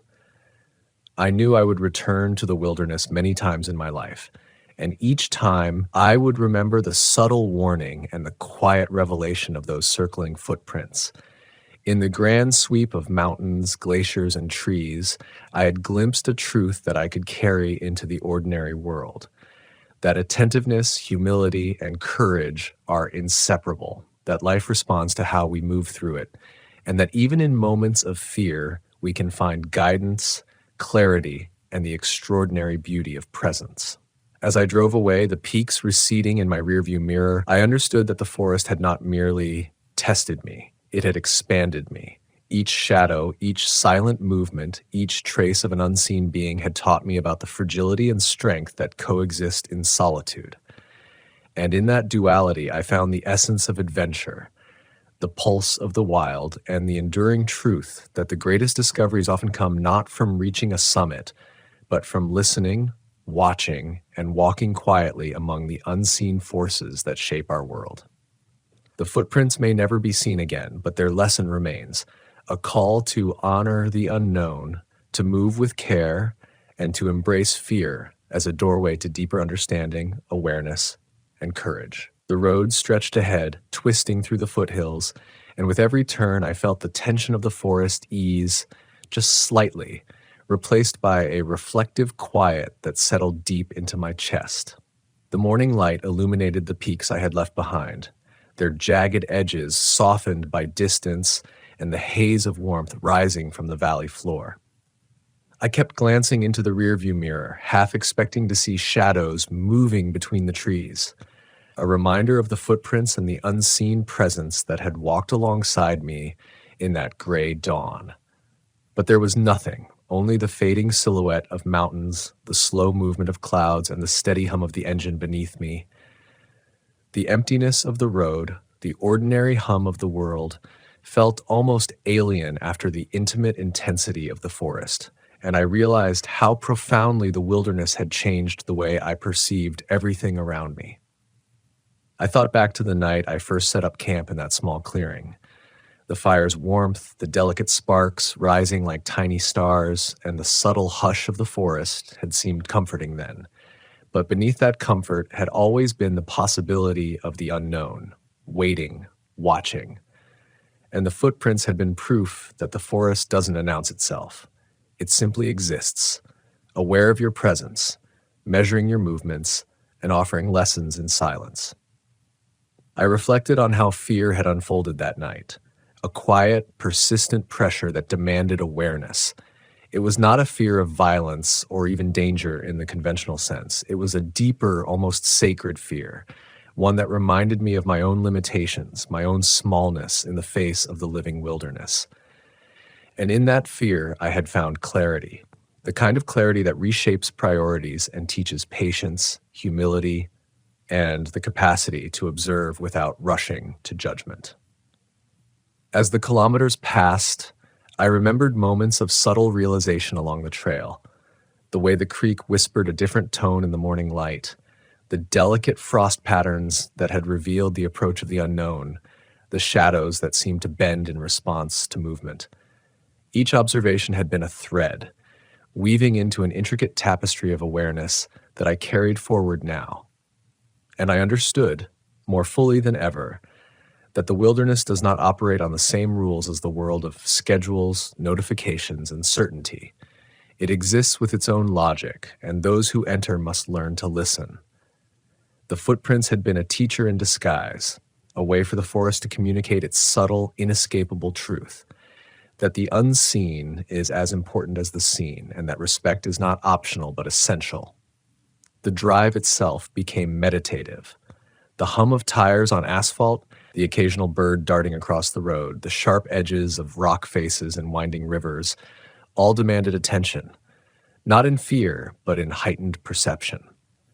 I found myself reflecting not only on the forest and its messages, but on the way I had approached solitude in my life.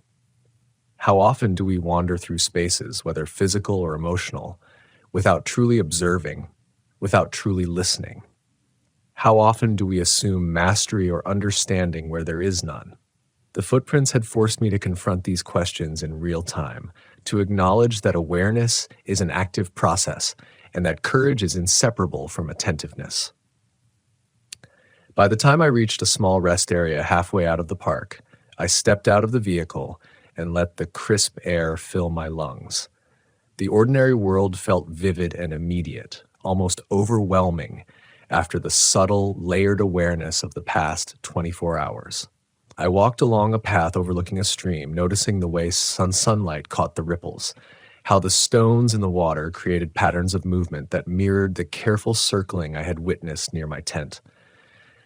The forest had left a residue in me, a way of seeing, a way of listening, and a profound recognition that the smallest details carry meaning if one only chooses to perceive them. The invisible presence that had circled my camp had not threatened my life, but it had transformed it, teaching lessons that would echo far beyond the trails of Glacier National Park. I thought about the choices I had made in that clearing, the decision to wait quietly and observe, to follow the footprints instead of fleeing, to let curiosity guide my fear. Each choice had reinforced a principle that I had long admired, but rarely practiced, that the unknown is not simply a challenge to be overcome, but a teacher to be understood. The forest's language is subtle and requires patience, humility, and courage.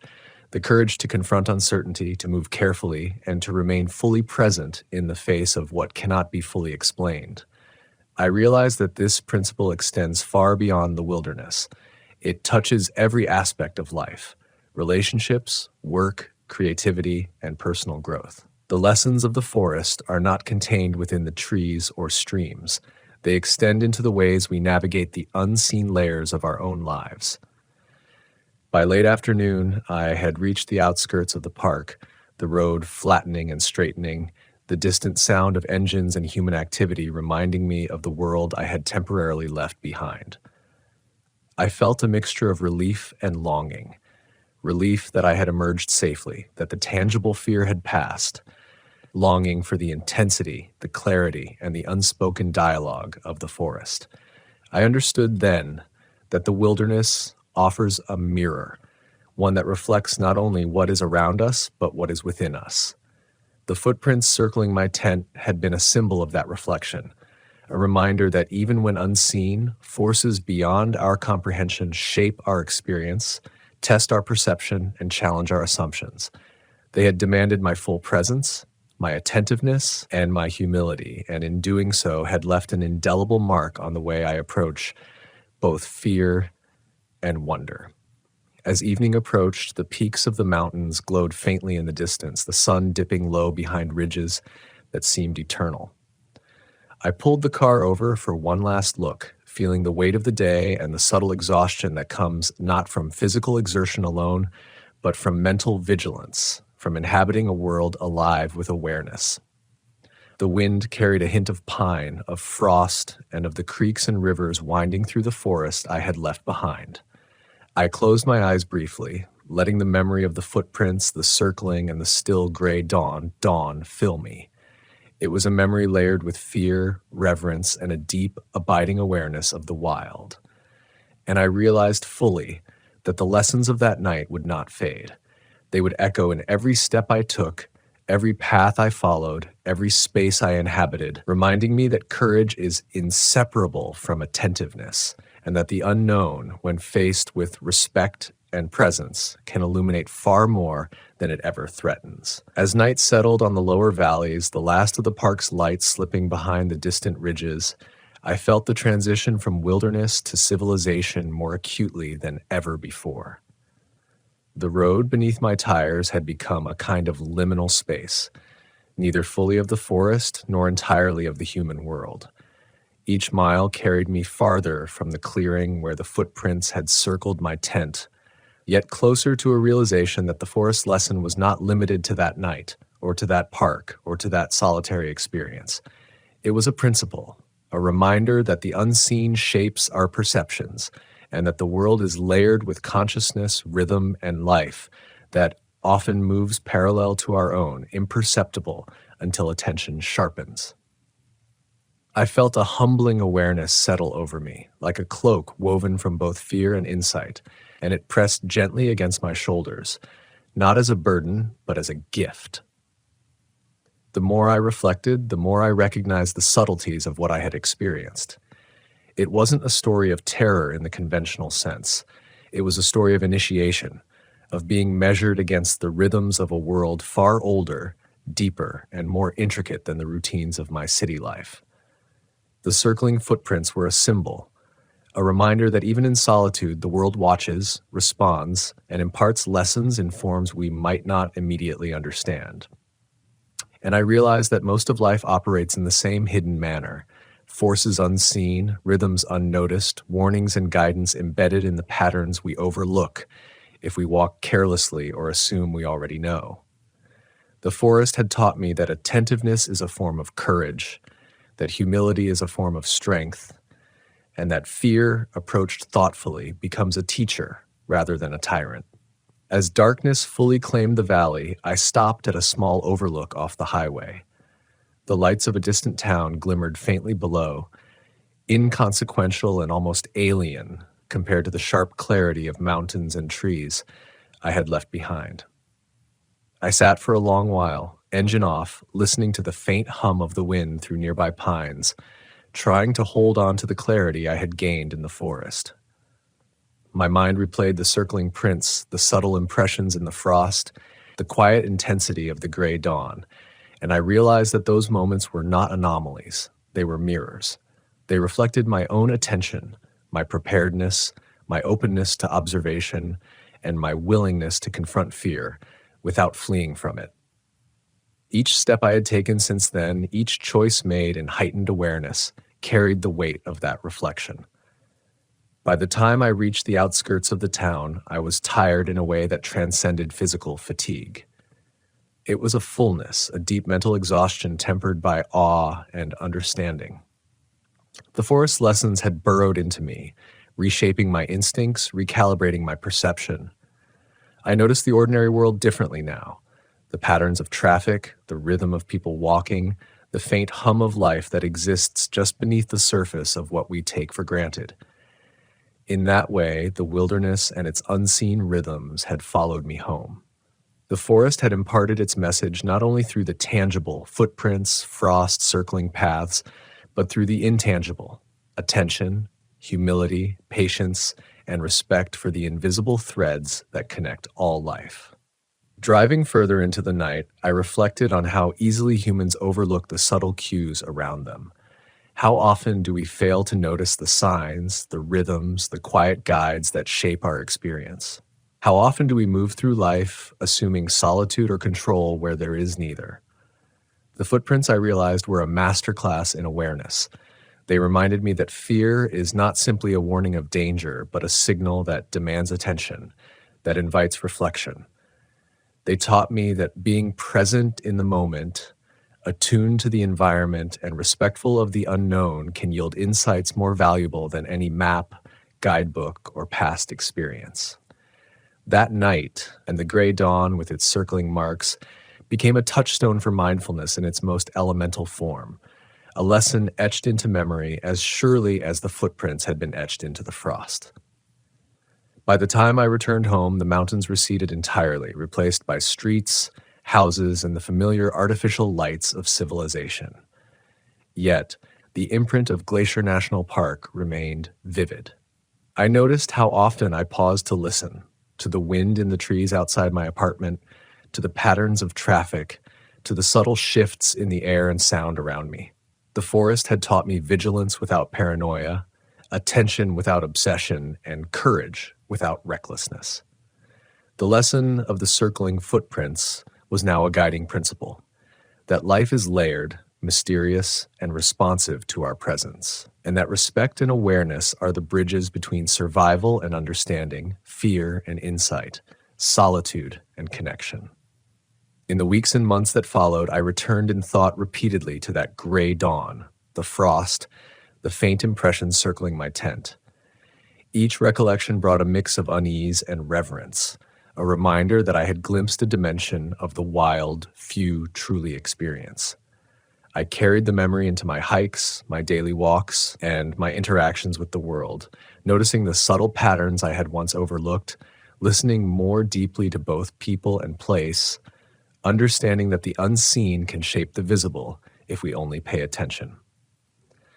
The forest had been a teacher, and the footprints had been its lesson, a reminder that attentiveness, humility, and courage are inseparable, that fear is a teacher in disguise, and that true presence in the world, whether among towering pines or city streets, is a practice, not an accident. The days after returning from Glacier National Park felt different, though the change was subtle at first. I moved through my apartment, my routines, my work, but my mind remained tuned to rhythms I hadn't noticed before. The way sunlight shifted across the floor, the whisper of wind through the window, the faint tremor of vibrations in the walls as traffic passed by. The footprints, their deliberate circling, lingered in my consciousness, a ghostly pattern that reminded me that presence is never absolute, that observation and awareness are ongoing practices, not merely responses to immediate threats. I began noticing how easily I had moved through spaces without registering their full texture, and I realized that the forest had offered me a new lens, one that could be applied not just to wilderness, but to the entirety of experience. I found myself craving solitude again, but not for escape. I sought it to test the lessons I had been given, to see if attentiveness could be sustained beyond the pressure of fear. On weekend hikes in local preserves, I walked more slowly, attuned to the rustle of leaves, the subtle shifts in sunlight, the way birds reacted to my presence. My steps became deliberate, not because I feared unseen watchers, but because I had come to respect the possibility that life is layered with intention, much of it hidden from immediate perception. The faint imprint of those circling footprints in Glacier haunted me like a whisper, an echo that reminded me that attention is both a skill and a responsibility, that mindfulness is a form of courage. One evening, I returned to the clearing in my mind where the footprints had been most vivid. I could picture the gray dawn, the frost, the tight arcs pressed into the earth around my tent. I remembered pressing my hand to the frost, feeling its cold bite, the shock of awareness that I had not been alone, and I realized that the memory carried a dual weight: the tangible fear of the unknown and the intangible awakening of perception. That duality became a lens through which I examined my own life. The fear that often stops me, and the courage that is born when I confront fear instead of fleeing. The forest had taught me that every encounter, no matter how fleeting or inexplicable, can shape character, perception, and choice. The unknown is never simply an obstacle, it is an opportunity, a call to presence. Weeks later, I returned to Glacier National Park, though not to the exact clearing. I chose a campsite further along a quieter trail, a place less traveled, yet I approached it differently. Every movement was deliberate, every sound registered with intent, every shadow considered without immediate judgment. I walked among the trees with a sense of dialogue, listening to the land, reading subtle signs, attuned to the layers of life around me.